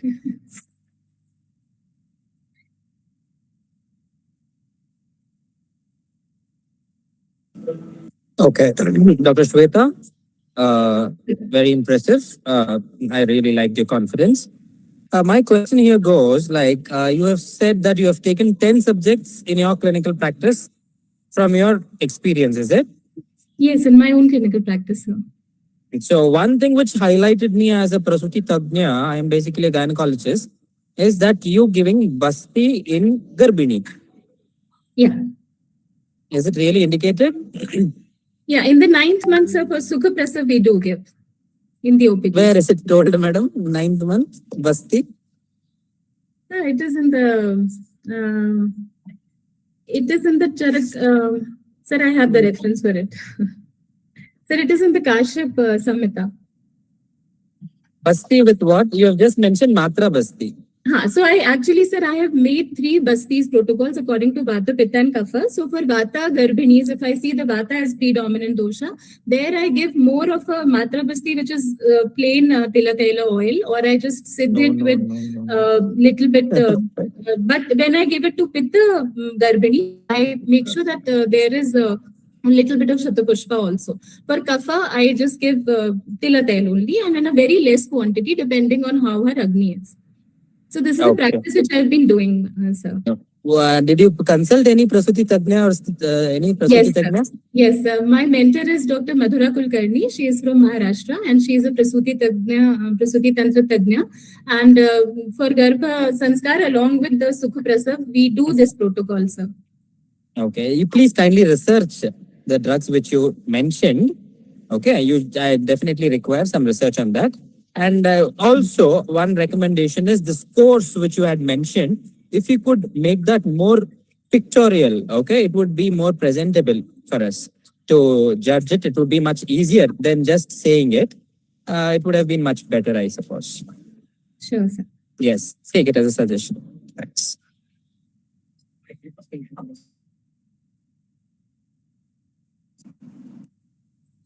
Okay, Dr. Shweta Avasthi, I congratulate you for the presentation. I felt the topic was quite vast to be presented in 5 minutes. Yes, ma'am. I also whenever you are going to present on a platform, so you have to manage the subject or the presentation according to the rules, regulations of the presentation mentioned. You can say it will be difficult. So it is a good topic, but because there is a lot to say and you cannot incorporate everything in 5 minutes. So you'll have to see what to be presented and how it has to be presented. Yes. Okay. Keep to this in mind for your further presentations. Otherwise, congratulations. Thank you, ma'am.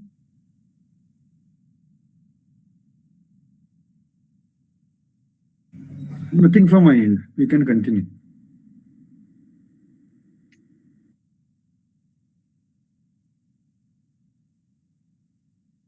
Thank you. So our next presenter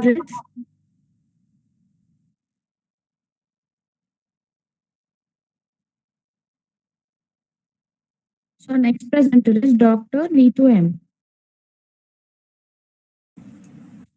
Hello, am I audible? Yes, ma'am, you're audible. Your time starts now. Good evening all. Myself Dr. Neetu M, third year PG scholar. I'm here to present on the topic Ayurvedic approach in the management of urticaria, a case study under the guidance of Dr. Arya Subhash, Assistant Professor, Department of Agata Tandra, SDM Ayurveda College, Hassan. Next slide, please. Next slide. Moving to the case in detail, the patient was 57 years old male and his chief complaints were recurrent itchy, raised, round reddish rashes over the face, neck, bilateral arms and legs since 3 months. And he had an exposure to construction dust, and after that the symptoms were manifested. Temporary relief with Bilasin was there, but recurrence after stoppage of medications. So he approached our hospital. Next slide. And on clinical examination, general examination, vital signs were found within the normal limit. On integumentary examination, distribution was generalized, but more predominantly towards the head and upper limb. Lesions were multiple, and the pattern were it developed as discrete, but later become confluent.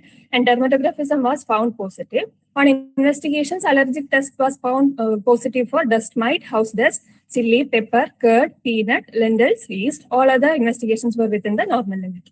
Next slide.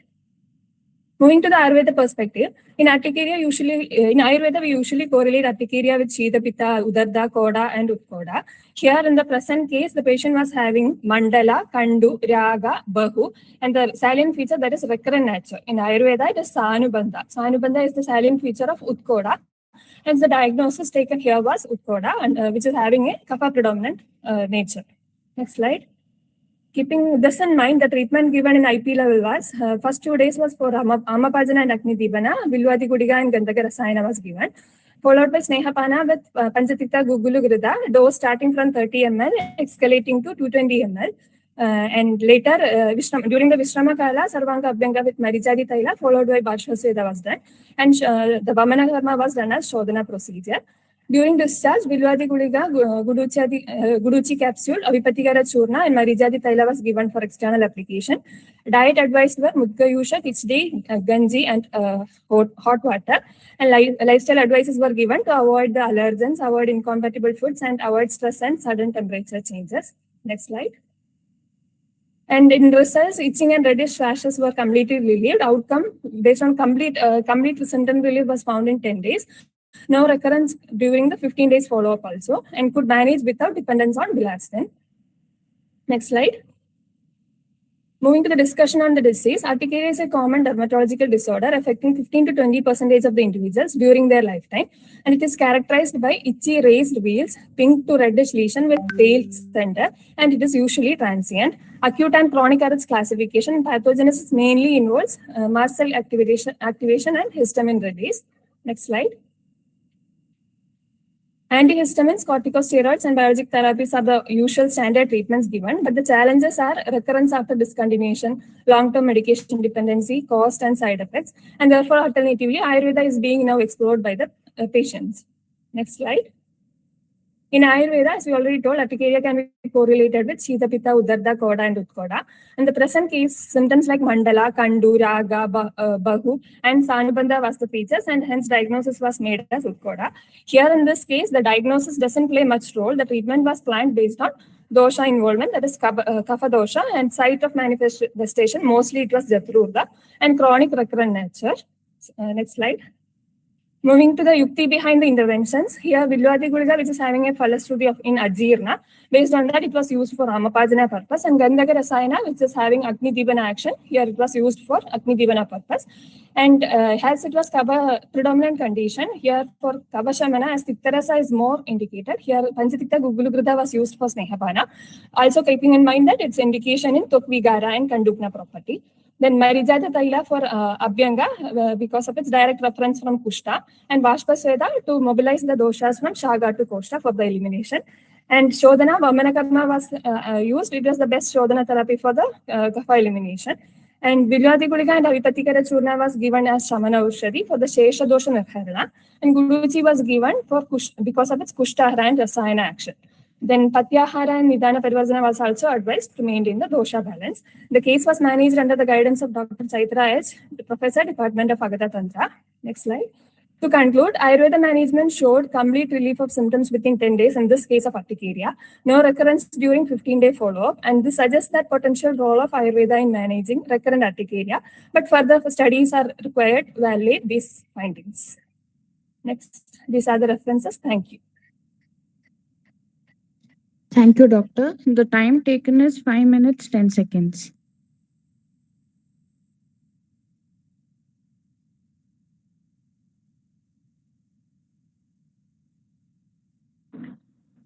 Dr. Neetu, a very neat presentation.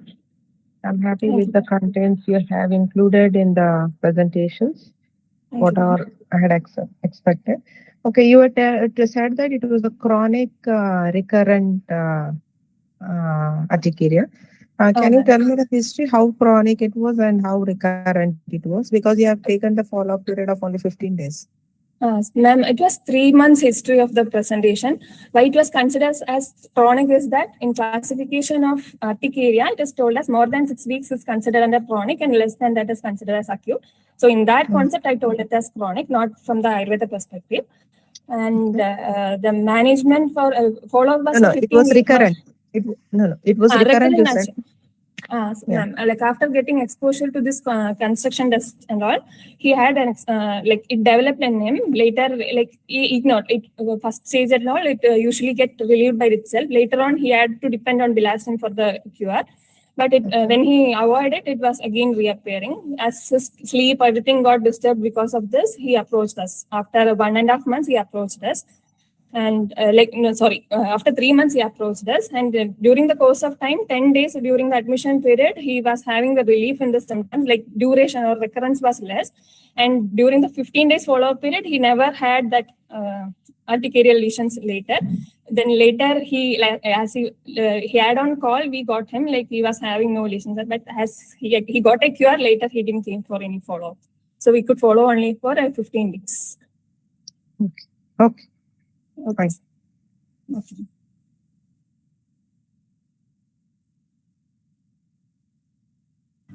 What is your takeaway allergy in Ayurveda? Sir? What is your understanding about allergy in Ayurveda?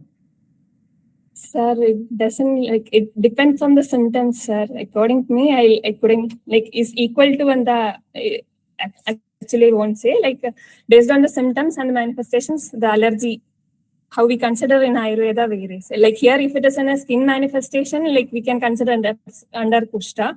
Like if the presentations of having a food and getting an allergy, it will be considered under GIT. So according to the manifestations, the allergy which we consider in Ayurveda might differ. Allergy is producing different vyadhis from different srotasis by the involvement of different dhatus. Yes, sir. By the involvement of different doshas and dosha samurchana in different srotasis. Yes, What sir. is allergy in Ayurveda? That you have to clarify when you present the cases. That is what is required. Okay, Nowadays, sir. most of the conditions are manifesting through the allergy. Sir. Right? It may be food or it may be external, it may be internal, whatever we have mentioned, so many nidans. Sir. Right? What exactly happening inside the body? Reaction, how it is happening? What exactly to be understood as allergy in Ayurveda? That you have to tell us. Okay.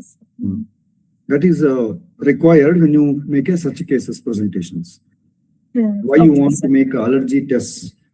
Why you want to make allergy investigations? How to interpret all the allergic investigations of blood in terms of Ayurveda. What is AEC in Ayurveda? What is IgE in Ayurveda? What is allergy in Ayurveda? That is what is expected from you people when you make a presentation of such allergic conditions. Okay. And why you have compared Shita Pitta with allergy or Udarda with allergy, Kotha, Utkotha with allergy. At what level you can compare and how Kotha, Utkotha, Udarda or Shita Pitta are different from urticaria. Where they merge, where they diverge. Both the things you need to explain. Okay, sir. Rest of the things are good, but you need to focus on these areas. Okay, sir. That would be more add-on to your presentation. Okay, sir. You could have taken more marks in the presentation. Okay. All of you have passed. No one is failed. Sir. Okay.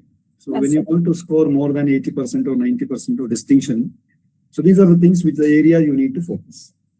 Sir. Okay. Thank you, sir.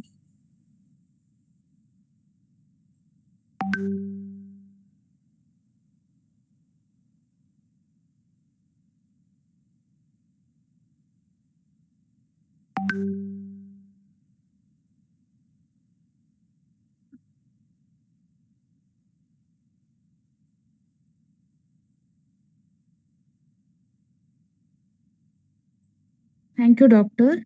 Our next participant is Dr. Jagriti Sharma. How many presenters are there still? 4 more are there, sir. Including her, it will be 5. Yeah, I think total 18. 5 more are there.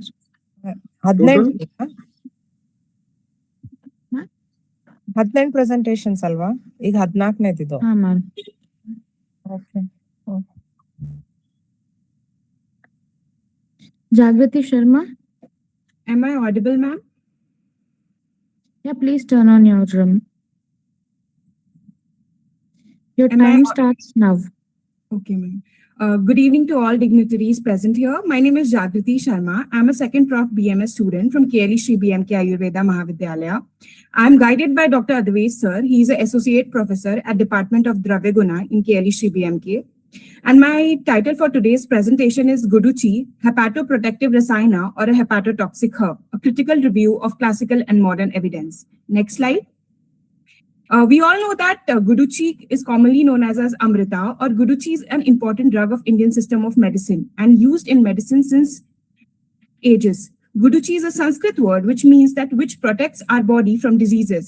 Giloy is also known as Amrita, which means root of immortality because of its various health benefits.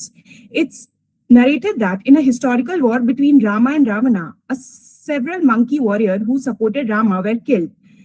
Pledged by the triumph of war and death of Ravana, Lord Indra sprinkled elixir on the dead bodies of the monkeys and provide rebirth. During the process, wherever the elixir drop have fallen on the earth, Guduchi plant originated. Next.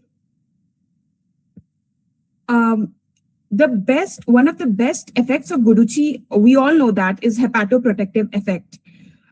Tinospora cardifolia, which is the botanical name of Guduchi, has been observed to maintain normal metabolism and to reduce the levels of specific enzymes such as ALT, AST, and ALP, and total bilirubin in carbon tetrachloride-induced liver damage. Next slide. One of the most important properties of Guduchi, we all know that, is antiviral activity and immunomodulatory activity. Samshanavati, also known as Guduchi Gana, was one of the best drugs which was used during COVID-19. And its immunomodulatory effect is as it contains the constituents like N-methyl-2-pyrrolidine, N-formyl-anonin, serigin, and magnoflorin have been reported for their ability to regulate the immune system. Next slide. So these were all the good part of Guduchi, we all know.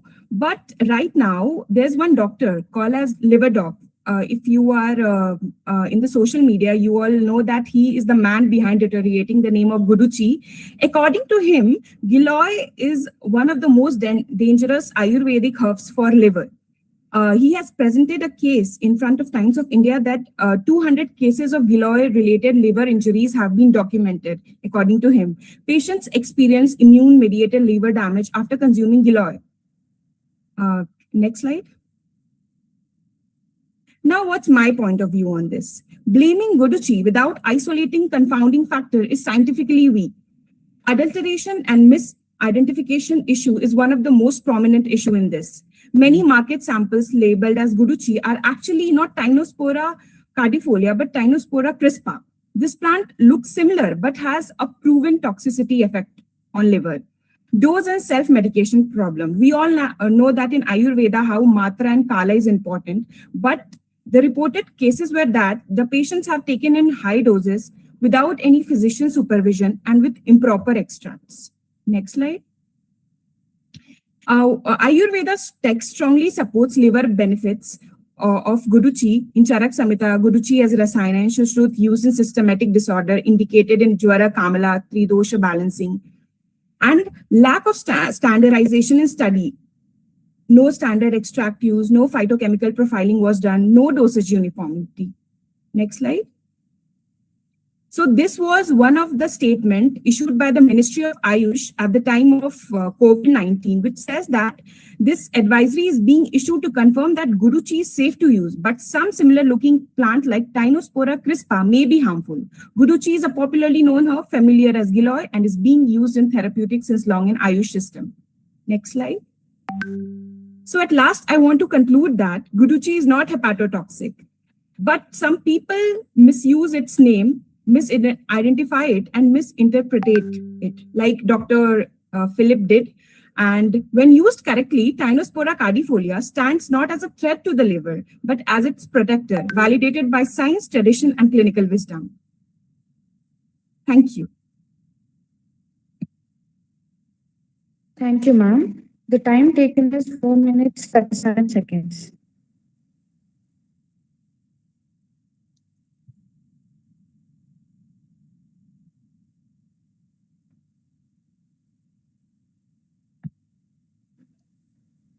Congratulations, Jagriti, second professional BMS, right? Yes, ma'am. Yeah.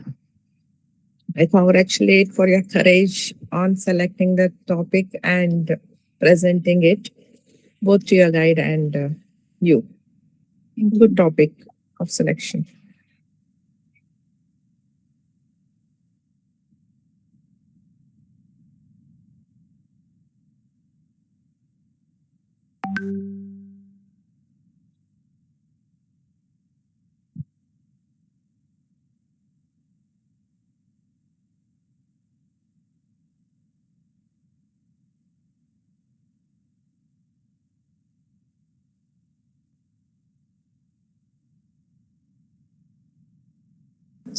Yeah. Any other questions? Yes.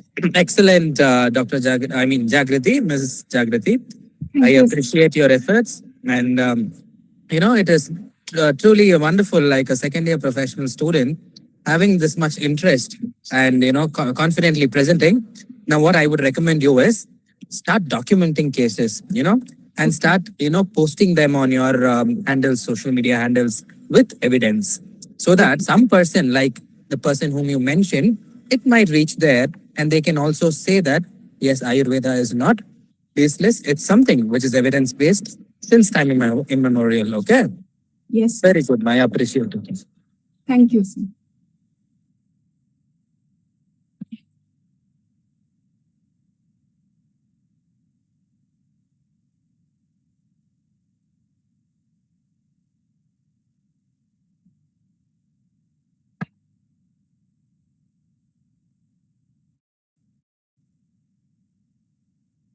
Any further questions, sir? No, please continue.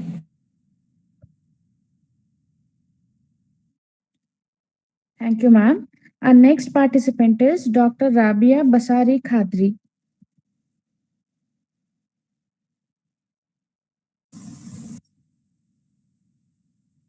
Please turn on your mic and video, ma'am. Am I visible? Audible? Yeah. Thank you. Your time starts now. Namaste everyone. My name is Dr. Rabia, second year PG scholar from the Department of Panchakarma, presenting on the topic Management of Gambhira Vata Rakta via Sequential Shodhana and Bruna Upakrama, a case study. Under the valuable guidance of Dr. Rajalakshmi, Professor, Department of Panchakarma from SDM College of Ayurveda, Hubli. Next slide, please. Coming to introduction, chronic venous ulcers in Ayurveda is correlated with Gambhira Vata Rakta, which present a significant clinical challenge due to deeper dhatu involvement and persistent kleda.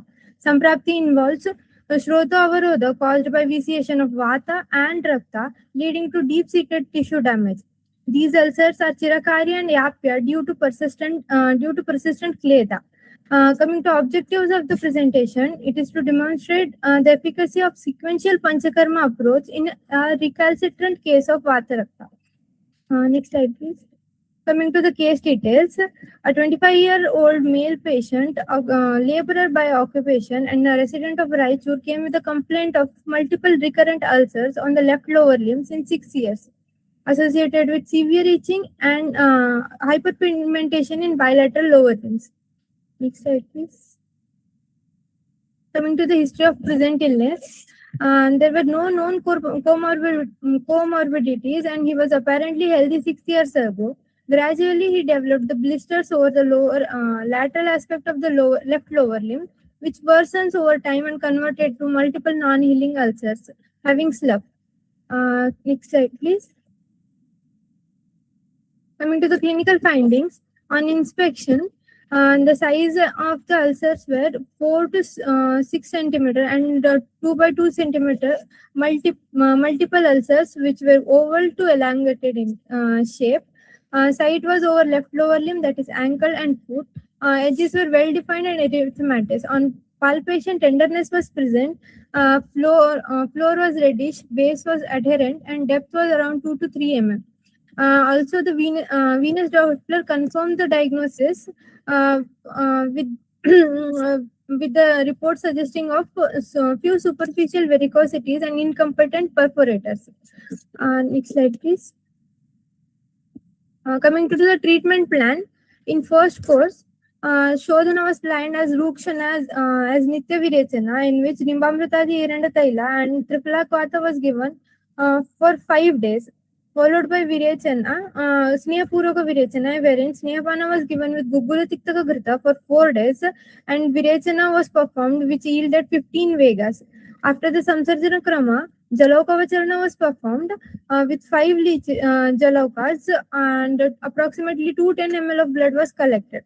During the entire course, Patya Ahara of barley rice twice a day and Takrapana was advised. Along with this, daily dressing of Nimbapatra Kalka was done. Next slide, please. Coming to the second course of treatment, wherein Abhyanga with Pinda Taila and Parisheka with Aragvada and Karanjapatra was done. Along with that, Niruha Basti, that is Manjishta, and the Dashamula Niruha Basti in Kala pattern was given. Nuvasana Basti with Ashtimata Taila was given. Here also same Patyahara and dressing was continued. Next slide, please. Finally, the third sitting, again a Virechana was planned similar to previously. Gugula Tiktaka Grita for 4 days was given for Snehapana, followed by Virechana, which yielded 24 Vegas. And here also similarly, barley and the dressing was continued. Next slide, please. Coming to the result, significant improvement in the healing of wound was observed from first sitting to the third sitting. Along with this, there was a significant reduction in biological markers like CRP, which has reduced from 30.9 to 1.8. Next slide, please. Coming to discussion, the disease exemplified under the lifestyle disorders are best being treated through Apatarpana Chikitsa. This include Bahya and Abhyantara Rukshana in the form of Tripalakwata and Imamritadi Eranda Taila to induce Nitya Virechana. This is followed by the Yavovodana and the Takrapana. Such rukshana help in the elimination of excessive kleda in the body. This created a way to the next modality of the treatment in the form of snehapana followed by virechana.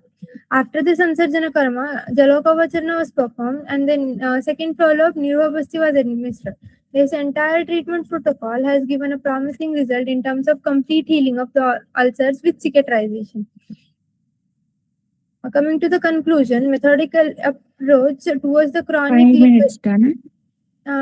methodical approach towards the chronic lingering non-healing ulcer due to the lifestyle disease are being properly managed through the stepwise treatment protocol, which summarized as Rukshana, Snehapurvaka, Virechana, Jalokacharna, and the Nirvabhasti, which the same has been explained in the context of Ubhayashrita Vata Rakta Chikitsa in Brihad size. Hence, the attempt in accomplishing the entire treatment protocol was considered in the single case study, which had given a promising result as explained in the classics. Thank you. Thank you, doctor. The time taken is 5 minutes, 46 seconds.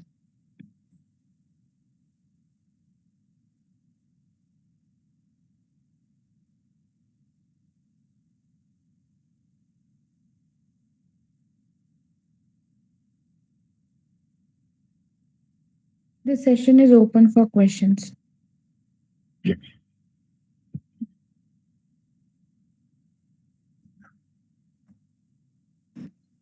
No questions from my side. I congratulate Dr. Rabia for her presentation. Thank you, ma'am. Yeah, nothing from my end as well. I appreciated Dr. Rabia. Good. Thank you, sir.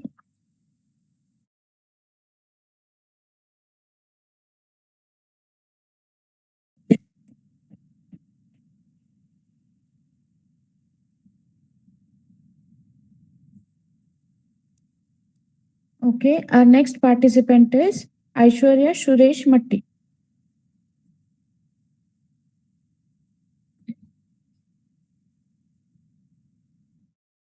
Can you please turn on the mic and camera? Ma'am, can I share my slide?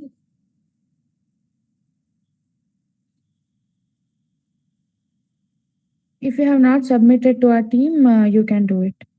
No, I have submitted, ma'am, but again and again I have to tell you that like next and next, so I wanted to show. Okay, fine.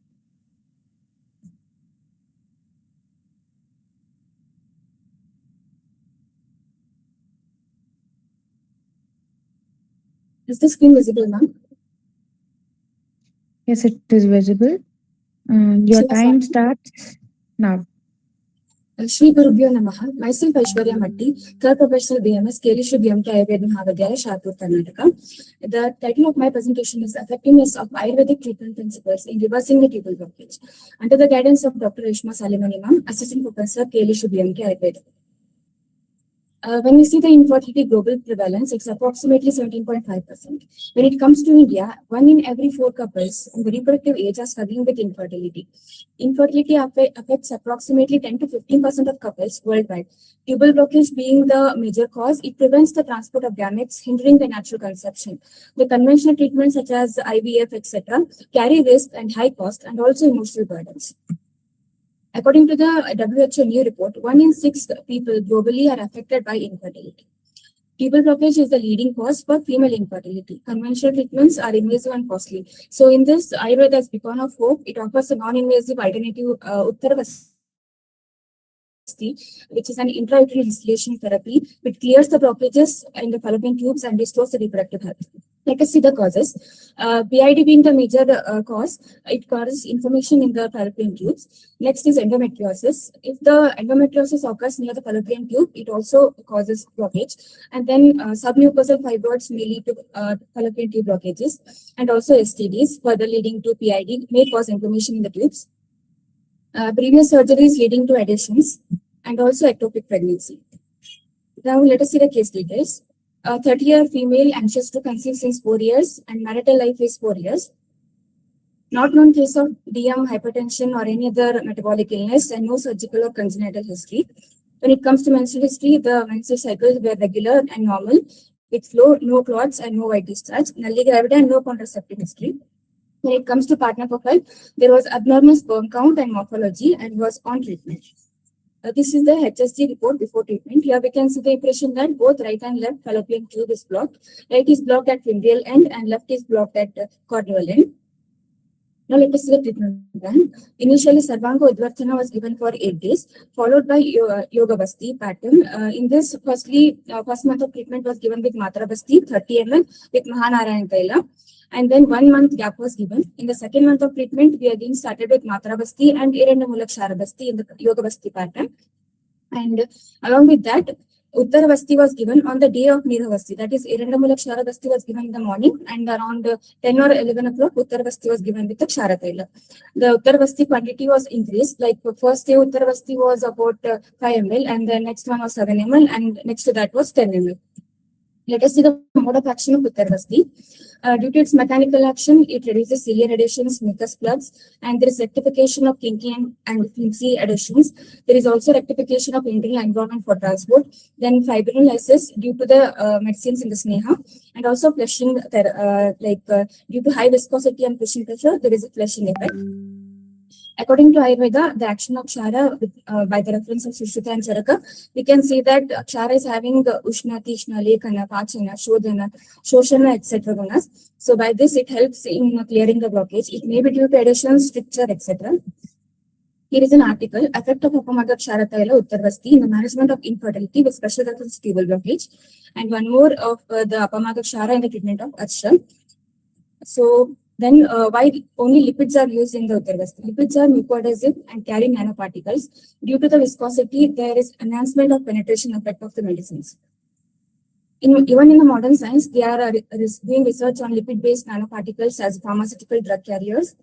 And in Ayurveda, we have hydrophilic active ingredients in the Ayurvedic lipid-based formulation containing polyherbal decoction. This is an article. Then, like this, we have many proofs for a lipid-based drug system delivery in Ayurveda and showing efficient results. This is the after-treatment result. According to this report, the left tube is patent, but the right tube fimbrial end is still blocked. So, by 5 months of treatment, only one setting of Uttara Basti, we can see the result that left tube has become patent. So, if we consider in Ayurveda, Sroto Sangha or Sroto Granthi type of Sroto Dushti, Kshara Taila acts very efficiently in such conditions, and we can see the result. Thank you. Thank you, ma'am. The time taken is 4 minutes, 41 seconds.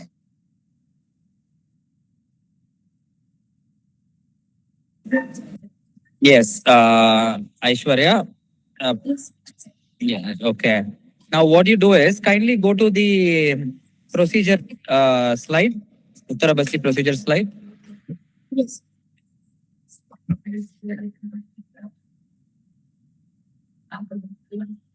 I guess they've stopped sharing the screen, is it? Yes, I can do it.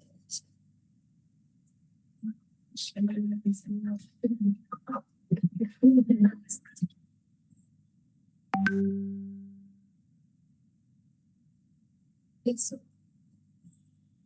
Okay, now talk about the Uttara Basti. What did you say? How many days did you give it? So we had given for 3 days, sir. Like on the day of Irandamulak Shara Basti, this was given in the morning, sir, without food. And on the same day, we gave Uttara Basti around 10 or 11 drops. And second, only one sitting of Uttara Basti? Yes, sir. And then the third month was given with only Niruma Basti, that Irandamulak Shara Basti was given. No, I heard somewhere you mentioning 5 ml, 10 ml, 15 ml. Yes, sir. Means in second month of treatment, we gave Matra, Yoga Basti pattern of Matra and Nirva, sir. On the day of Nirva, we gave Uttara Basti. Totally 3 Uttara Basti was given, sir, on the second sitting of Yoga Basti. Did you mention about any ml? Yes, sir. With the increasing quantity of Uttara Basti Kshara Taila. No, Maheshwarya, you cannot increase like that. As per my view, did you really see this case, what you are presenting? No, sir. Like I have taken it from my PG senior, sir. She explained me everything. No, because you again ask your PG senior to explain. another time, okay, after the, the competition. The thing is, the normal uterine cavity, how much is it? Like around 3 to 5, let's see. 5 centimeter.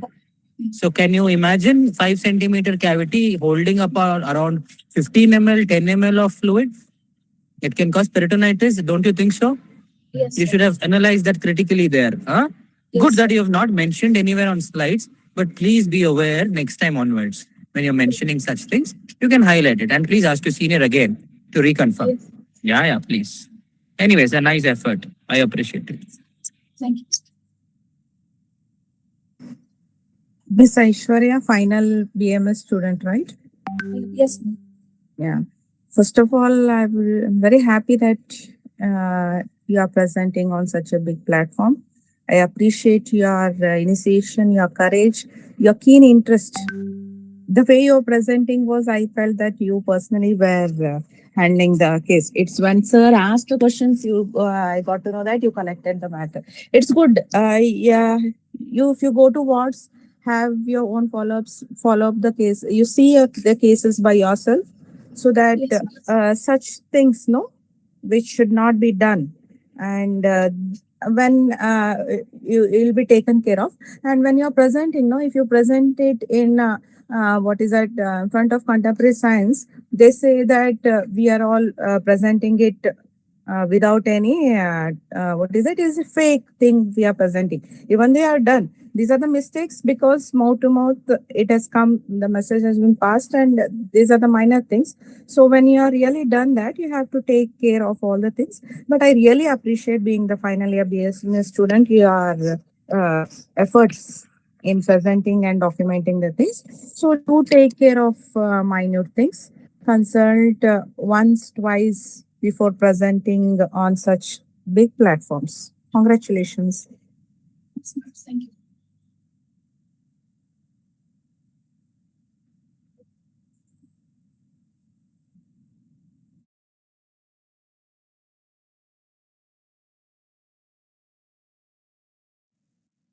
Thank you, judges. Our next participant is Dr. Chaitra AG. Kindly turn on your mic and camera, ma'am.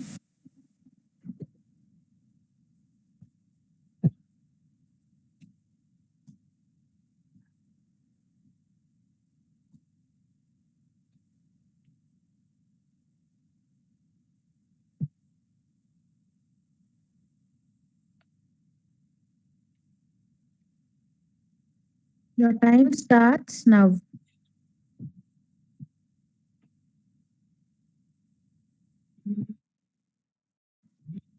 Hello. Namaste, ma'am. Please turn on your camera. Sorry, ma'am. 1 second. There's some technical glitch. I'll just set it right.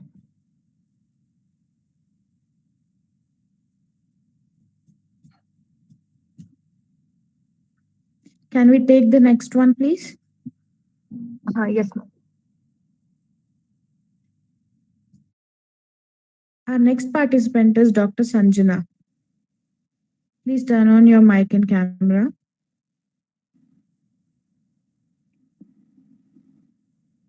Am I audible? Yeah. So your time starts now. Namaste to all. Myself, Dr. Sanjana Esnadagowda, third year PG Scholar, Department of Kayachikitsa. Today I'll be presenting on Clearing the Yellow, Ayurveda Management of Acute Viral Hepatitis, guided by Dr. Shilata Kaman, SGM College of Ayurveda, Udupi. Next slide. These are the contents of my presentation. Next slide. Introduction. Viral hepatitis, while often clinically manageable, carries a significant risk of chronic hepatitic transformation if left untreated. Clinically, it is presenting as jaundice, marked by yellowish discoloration of the sclera and the skin, usually accompanied by fever, anorexia, and pigmented changes in the urine and stool. In Ayurveda, these symptoms align with that of Kamala. My aim was to evaluate the immediate effect of Ayurveda management on viral hepatitis. Next. This is the preliminary data. The chief complaint of the patient was yellowish discoloration of the eyes along with generalized weakness since 1 week. Next. History of present illness. The patient profile, a 25-year-old female with no prior history of any other systemic illnesses, had developed an acute onset of fever 10 days ago, followed by intermittent epigastric pain 2 days later. The jaundice progression was insidious and it was yellowish discoloration of the iris observed over the next 4 days. The associated symptoms of generalized weakness accompanied by passage of dark yellow urine and pale stools. The negative findings were absence of pruritus, vomiting, or altered sensorium, ruling out other complications. With these symptoms and investigations, we diagnosed the patient with acute viral hepatitis. Next. These are the examination findings. In general examination, present. Other than that, there were no abnormalities. And systemic examination, on palpation, there was mild tenderness present in the epigastric region, but there was no organomegaly. Next. These were the investigations on the day of admission. HP was 13.4, TC and DC were within normal limits, and ESR was 32, whereas HIV, HPS, AG, and hepatitis C were negative. Next. So the patient was diagnosed with Koshtashrita Kamala and acute viral hepatitis. The treatment given was Savipatikara Churna, Godanti Basma, and Pravala Basma, 5 grams once a day with warm water. Whereas Swarasa of Nimba, Bhumi Amalaki, Guduchi, and Bringaraja, 20 ml BD was given before food. And TAV, Arogyavardhini Rasa, 1 TID, and Palatrikadi Kashaya, 15 ml TID was given to the patient. Next. These were the LFT parameters of the patient. Let me stress one point. The patient came on 4th for the first OPD visit, whereas the total bilirubin direct and indirect were all mildly elevated, 3.6, 1.1, 2.5, and 926 respectively. Whereas 2 days later, when the patient was called for follow-up, there was a jump from 3.6 to 6.1, almost 50% increase. So the patient was advised admission. And thus, after treatment, as you can see, from every 2 days, the LFT was repeated and the patient was discharged on 10th. There is a decline in all of the parameters, including the bilirubin and SGPT levels. The patient was advised follow-up on the 16th and the oral medications were continued, whereas the Swarasa was discontinued. Next. Discussion. Videchana is the first choice of treatment for Pitta Pradhana and Rakta Pradoshaja Vikara. Kamala is one such disorder mentioned where Mrudu Videchana with Avipatti, Avipatikara, Godanti Basma and Pravala Basma has a prime role to play. It acts as Rechaka but also has Agni Dipana properties. The rapid decline in the bilirubin level suggests the potent hepatoprotective and antiviral effect of the selected protocol.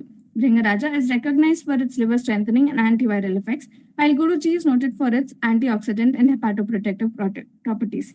Nimba is specifically utilized for its antimicrobial and blood purifying actions, and Bhumi Amalaki is a diuretic, antiviral, and anti-inflammatory support. Next.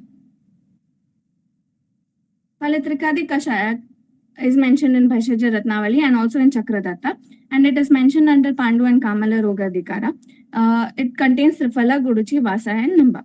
Arogyavardhini Rasa is mentioned in Rasaratna Samuchaya, and it has indications of Yakrit and Pitta Sana Dushti, and Kapha Avarna, which is seen in Kamala. Its Tikta Kashaya Rasa and Ushna Vidya help in Pitta Shodhana, and Rechana properties expel the vitiated Pitta through Koshta.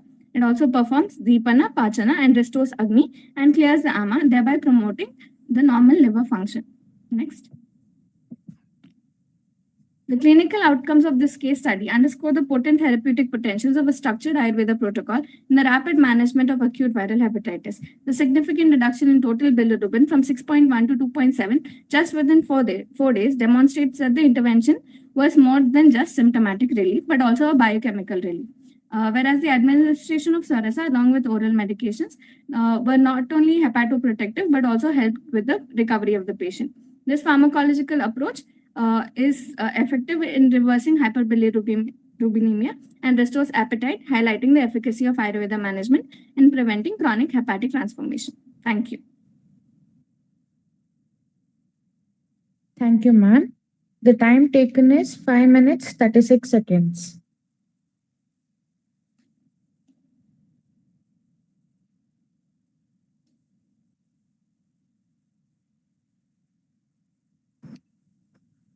Yeah, congratulations, Dr. Sanjana. Neatly documented and presented. Thank you, ma'am.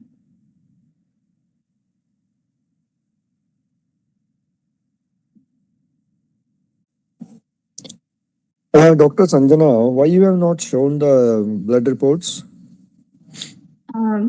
Yes, Lab sir. reports, That I should have included. Yes, sir. But case I thought sheet, like a IPD case tabular. sheet. No. Whenever you make a case presentation, your OPD case sheet, IPD case sheet, your blood Yes, sir. reports, Yes, sir. because Yes. a patient whose bilirubin have drastically reduced within 2 days or 4 days, so that was the great evidence. Yes, And sir. without a proper evidence which you have not shown, which is not acceptable in the scientific community. Yes, sir. Right. Just simply go on writing and putting the tables is of no use. Yes, So sir. instead, you could have shown the whole entire IPD case sheets, and you could have documented the patient coloration of the sclera Yes, sir. or the urine or the stool. So everything is the your title itself is a self-explanatory color. Yes, sir. Yes, sir. Right. So Yes, you sir. could have presented in a good color presentation of the patient, right? Yes, sir. Yes, So sir. that would be a great acceptable. Otherwise, whatever you have presented, it was good. But Thank to you, sir. believe on what you have did, it requires evidence, which Yes, is sir. totally missing, right? Yes, So sir. don't do such things when you make a presentation. Without evidence, don't present. Otherwise, there will be a big question mark on you and your guide and your institute. Yes, sir. In concern with you and your guide and institute, I am just requesting you and your guide, please make sure that your presentation should have compulsorily evidences, Yes, sir. right? Without evidence, it's not acceptable. Yes. And coming to the treatment, what was your Ayurvedic diagnosis? Sir, Kamala, Koshtashtata Kamala, sir. What was the symptoms to make a diagnosis as a Koshtashtata Kamala? Sir, actually, the patient presented with discoloration of the sclera of the urine, and my diagnosis for Koshtashtata Kamala was that it was hepatocellular in nature, and it did not have any obstructive pathology as such. So, considering Then how come it is Koshtashtata Kamala? Why not it is Koshtashtata Kamala? What was the color of the stool and what was the color of the urine? You could have make a differential diagnosis, no, which you have not mentioned over there. Yes. You got the point what I'm asking? Yes, sir. Yes, sir. I understood, sir. So it's a Koshtashtata Kamala or Shakashtata Kamala or Koshtashtata Kamala? It So can you could be have made a clear-cut differentiation when you make a comparison with viral hepatitis. Yes, sir. When the patient like in history of present complaints, patient was telling that the stool color was clay colored, sir. But on the day of admission, she complained that the stool colors had returned back to normal, whereas the urine was still discolored. Then it is Koshtashtata Kamala, no? Hemolytic jaundice. Yes. Right? Yes, sir. Though your diagnosis was in a question mark. Ayurvedic diagnosis. Yes. The HB levels of the patient were sufficient, sir, 13.4. So, and all the other investigations which were ruling out other chronic hepatic conditions were also ruled out. So with that, I had diagnosed it as viral hepatitis. No, it's okay. HbSC G positive or C positive, on that background, you can make a viral hepatitis. So when it comes to Ayurvedic treatment or therapeutic administration or application of Chikitsa Siddhanta, then Apittaraga, Shakrato, so all those things when you bring into that, it's a Shakashtata Kamala or it is a Koshtashtata Kamala or Koshtashtata Kamala, there it plays an important role. Okay, fine. Okay.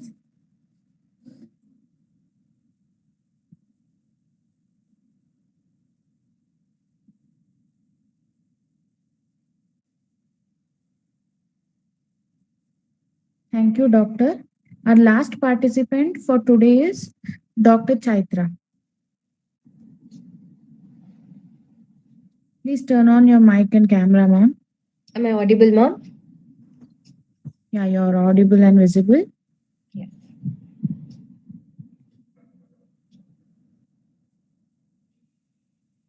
Namaste all. I'm Dr. Chaitra A.G., final year PG scholar from the Department of Samhita Siddhanta. This presentation is guided by Dr. Srinage, sir. Yeah, the time starts now. The title of the presentation is Decoding Rogamarga, Navigating the Intricate Terrain of Ayurvedic Pathogenesis. Next slide, please. These are the contents of my presentation. Next slide. Coming to the background of the presentation, Rogamarga is one of the unique concepts in Ayurveda that refers to the pathway through which a disease develops and spreads inside the body. So it serves as the route of movement of doshas and the place where the aggravated doshas interact with the doshas. So understanding Rogamarga helps us know the exact pathological process behind the development of any disease inside the body. So this presentation clearly aims at evaluation of a classical component, that is the Rogamarga in the manifestation of a Vyadhi and its practical implication. Next slide.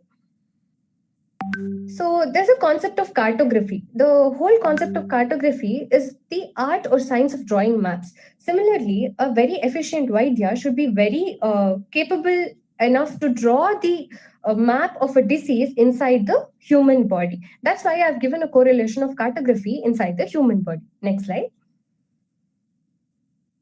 So coming to the review, the whole concept of Rogamarga is explained in Charaka Samhita, Ashtanga Hridaya, Ashtanga Sangraha, and Madhava Nidana. In Charaka Samhita, it is told in Tisraishani Adhyaya among the Ashtatrikas. In Ashtanga Hridaya, in the 12th chapter, where the Nidana Dosha Dushya Sammochana is mentioned. And in Ashtanga Sangraha, a very unique concept is told. The first concept of Dosha Dushya Sammochana, Bhava Abhava is told, followed by the concept of Rogamarga, followed by the Anubandha Anubandhya Vyadhis have been explained. So let's see what is Rogamarga. When we see the Padavibhaga and Nirukti of Rogamarga, Roga plus Marga. If we do the Vigraha Vakya of Rogamarga, we see Rogasya Margaha Rogamargaha. Rogaha Margyanti Yasmin Tat Rogamarga. That means the path in which the Roga traverses is known as Rogamarga. Next slide. So coming to the enumeration, we are very well aware of this. Trayo Rogamarga iti Shakha Marmasti Sandayaha Koshtascha. So 3 Rogamargas have been mentioned. Next slide. So if we see the sutras of Rogamargas, we can see that the first half of the sutras involve the structures told in that Rogamarga, and the second half of the sutra involves about the Vyadhis mentioned. So if we see all the 3 Rogamargas and the structures involved, in Bahya Rogamarga, we can see Raktadi Dhatus have been told, and in Madhyama Rogamarga, we can see Marma, Sandhi, Asti, etc. structures have been told. In Abhyantara, clearly Koshta has been mentioned. Next slide. If we see the Vyadhis mentioned in these Rogamargas, we can see in Bahya clearly Ganda, Pidaka, Allergy, Apachi, etc. Kushtadi Vyadhis have been mentioned. In Madhyama Rogamarga, Pakshavada, Grahapatanaka, Gridrasyadi Vyadhis have been mentioned. And in Abhyantara Rogamarga, Jwarati, Saradi, Kasa, Chardi, Alasaka, such Vyadhis have been mentioned. Next slide. So, based on the review that we collected, we saw that a few workplace-based assessment questionnaire was prepared based on the review, the same review that I mentioned. So about 7 questions were created and circulated among the practitioners. I will not go into the details of the questions, but I'll tell the conclusion. We saw that there is awareness about the concept of Rogamarga amongst the practitioners, but we got about 94 responses overall, amidst which only 30 people were able to respond to individual questions as to how, what, when they're using the concept of Rogamarga in their clinical practice. Next slide. One open-ended last question was told in the questionnaire, where we had asked the practitioners to share their clinical experience, their success stories in the assessment of Rogamarga, which led to their significant diagnosis and successful outcome of the case. So there were about 30 cases, the name of the diseases, as well as a few detailed cases that were explained by a few Vaidyas. Next slide. Let's move on to the discussion. Now we saw that Rogamarga is what? The whole concept of Nidana, Dosha, Dushya Sammurchana happening, and that is where Roga happens, and that is when the Marga of the Roga is manifested. So let's see the sutra. If we see that first half of the sutra involved about the structures involved, and the second half of the sutra told about the Vyadhis. But if we see, not all the Vyadhis have been mentioned, and also not all the structures have been mentioned. For example, Garbhashaya is one of the structures which is not mentioned. I've just told examples here. So if we see Garbhashaya is a Shriyavarta Yoni, which is a marma. So marma falls under Madhyama Roga Marga. So in conclusion, this is how for whichever structure that is not mentioned inside our body, we should try to understand which marga that it falls in.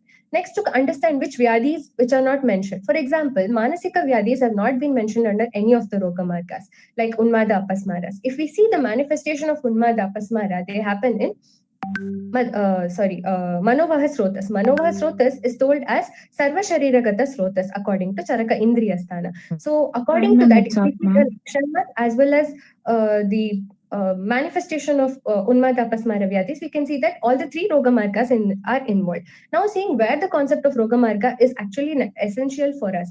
First thing is, like I said, Nidana Dosha Dusha Samurchana.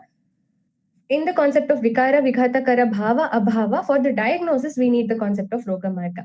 In the commentary, in Chakrapani commentary, he clearly mentioned, Etacha Marga Beda Katanam, Tadashrita Vyadhinam, Sukha Sadhyatva, Sukha Sadhyatvadi Jnanartham. So for the Sadhya Sadhyata, that's the prognosis of a Vyadhi, we need Roga Marga. In 15th chapter, Upakalpani Adhyaya Sutrasthana, Acharya Charaka mentioned about the excellence in practice. For Prayoga Saushtava, Vaidya should know the intricate and sukshma qualities of dosha, dushya, beshaja, kala, desha, etc. qualities. So in the dosha concept, he mentions about the Roga Marga. Then in Madhukosha commentary, it is clearly mentioned that Roga Margasya Jnanam Chikitsa Bedartham. So for the mode and route of administration and drug of choice, we need the concept of Roga Marga. Next slide, please. I have put a very small case here for our understanding where we have to understand and know the concept of Roga Marga. There is a male, 34-year-old male, occupation was, he's an engineer. So he was very anxious to conceive and he had a very decreased sperm count. The associated complaints were all, he had complaints of skin lesions associated with dryness since about 5 months. And he's a known case of difficulty and burning sensation while passing stools associated with piles since 2 years. So here the actual concept of Anubandha Anubandhya Vyadis, where two Vyadis are manifested here. But here we can see that Arshas and Vibandha were identified as Anubandhya Vyadis and Kshaраkarma and Anulomana Chikitsa was given here, followed by for 6 months. After 6 months, all the symptoms, including the skin lesions as well as the time's up, ma'am. But you can finish it. Couple conceived. So next slide, please. Coming to the conclusion of the presentation, Roga Marga is nearly not a theoretical classification of disease pathways that is mentioned in our classics. So it acts as a cartographical representation of a disease inside the human body, allowing the physician to trace the journey of the Roga, which in turn guides about the Kavaigunyata, Adhishtana, stage of the Vyadhi, Dosha Gati, further finally achieving the excellence in the Ayurvedic diagnosis and management of a Vyadhi. Thank you. Thank you, ma'am. The time taken is 7 minutes, 38 seconds.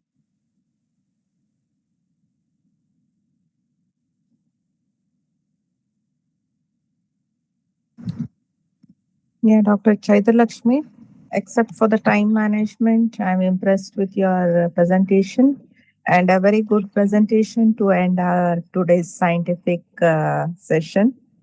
It was really impressive. Congratulations on that. Mm-hmm.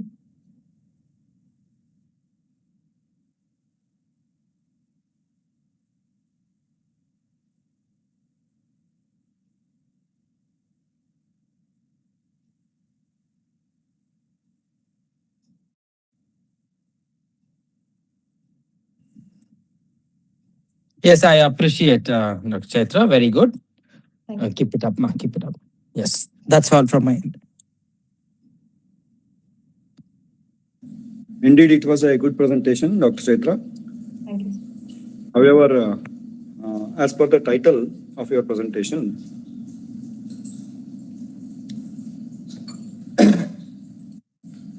Ayurvedic perspective, no? So you could have changed it because Roga Marga itself is Ayurvedic perspective.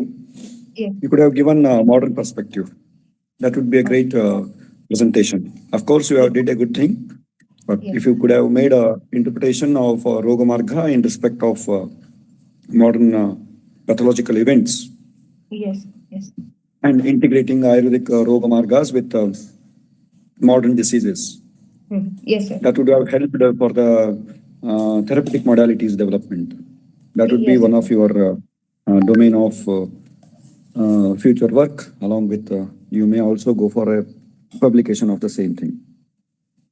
yes, yes. I'll Rest surely of the try. things are good. Okay. Thank you. Thank you all. And now I would like to welcome Dr. Saurabh to share a few words and wrap up today's amazing event. Very good evening, and hope among 3 days this was the very lengthy day where we had a long presentations with all patient questions. And as everyone knows, Dr. Katti sir, Shreyas sir, and Manjula madam, all three are deeply involved in every presentation. Based on the questions, we can observe that how keenly the judges are observing every presentation. As a judge, when someone sits and tries to listen to papers, it's a tendency of a human being to get bored when it is dragging offline, when continuously watching to the screen. It really irritates anyone.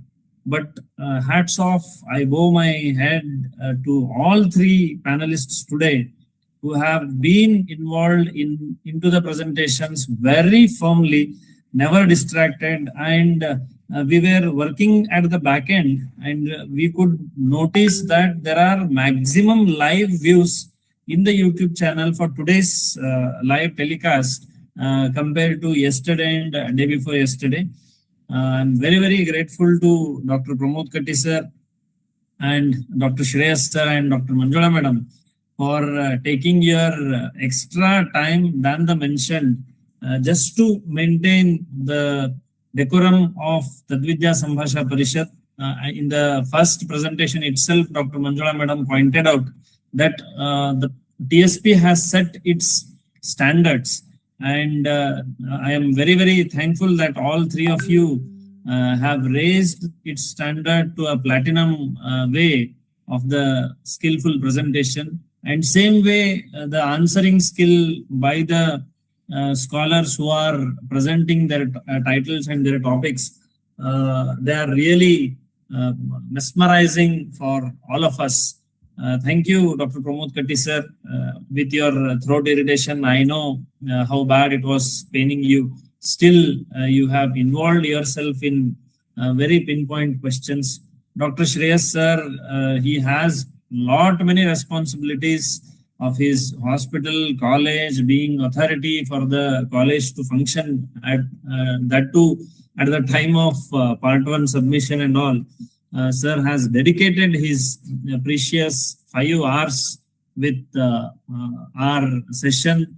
And Dr. Manjula madam, she is a real Ayurveda practitioner for herself at her life, because she usually goes to bed by 8:30. Today it's almost 10:15. Still she is awake with the same enthusiasm and bringing out the gold standards to the presentation of all scholars.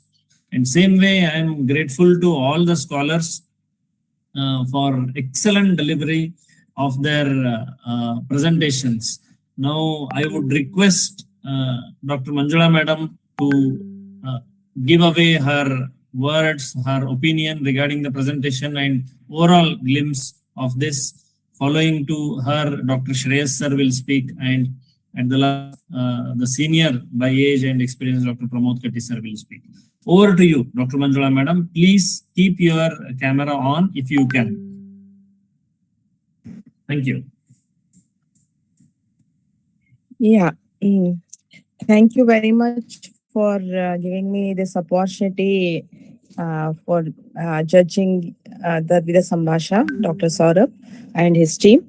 And really, I congratulate all the 18 participants, and the presentations were really interesting. They have maintained the standards. The selection of the topic was too good, except for few who could not manage the time. I think rest of the things were very good. And as rightly said by Dr. Pramod sir and Dr. Shreyas sir, we need to upgrade. It is a need of the hour. You'll have to document it properly.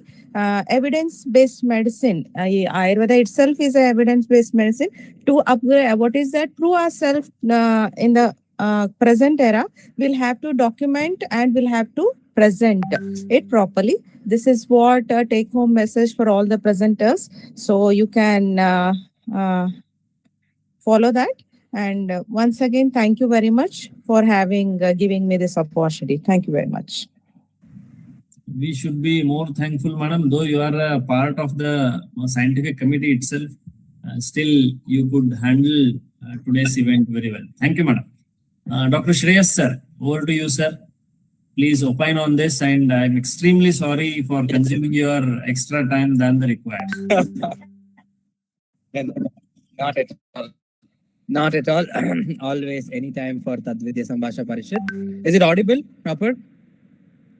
No. Yes, sir. Yes, sir. You're audible. You're audible. Yeah, fine. Sorry, because I was in both the devices. First of all, great appreciations, particularly to Dr. Saurabha for bringing up such new ideas. And you have a very good team. I congratulate you for that. And people like us, we definitely want to, take the cream out of Ayurveda and give it to the population and make them believe that, yes, we are more scientific and we are more powerful. And these are the small efforts wherein such platforms can also boost in confidence of our postgraduates or generally our graduate students. And such efforts needs to be, supported and continued. And for that, we are always there. And I guess I've mentioned all the comments, whichever were a little relatable with the presenters. I guess this is from my end. Thank you so much. Thank you, sir. Thank you, Shreyas, sir. Dr. Pramod Katti, sir. So, very good evening to everyone. Sir, if you can turn on your camera, that would be great.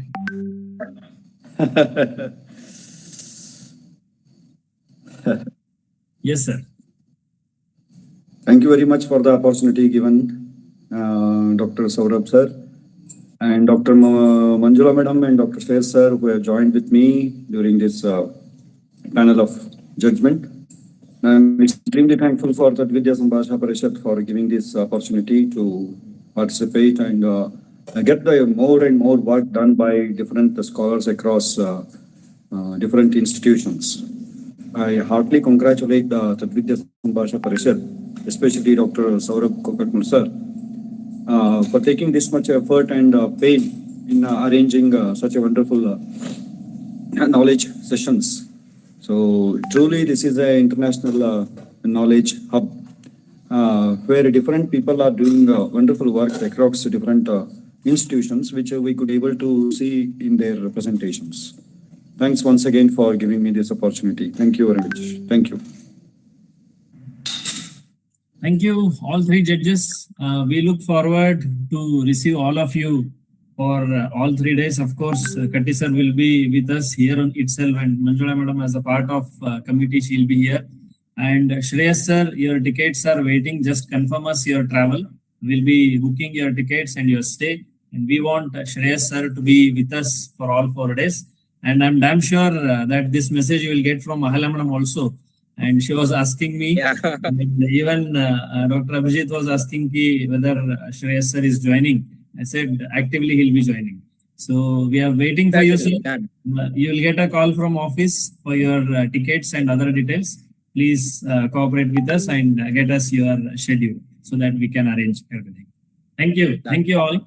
Over to you, Janaki. Have a good night. Have a good night, all of you. Thank you. Thank you, sir. Thank you. Have a good night. Thank you, everyone. Thank you all. So that's the end of round 1 of paper presentations for group 2 of Tadvidya Sambhasha Parishat 2026. We have another group waiting called the TSP 2026 G3, where quite many presentations are there, and in upcoming days we are presenting with Shastriya Samvada, wherein I wish many expert panelists will be joining again back. And there is no time constraint for that presentation. It will be held in the morning hours, morning sessions, and no limit. Only the judges tiring of their energy for asking questions would be the time limit for Shastriya Samvada. So whoever is presenting among the scientific paper presenters can start preparing and the dates will be out by tomorrow morning. Thank you all again. Shubharatri. Namaste. Thank you.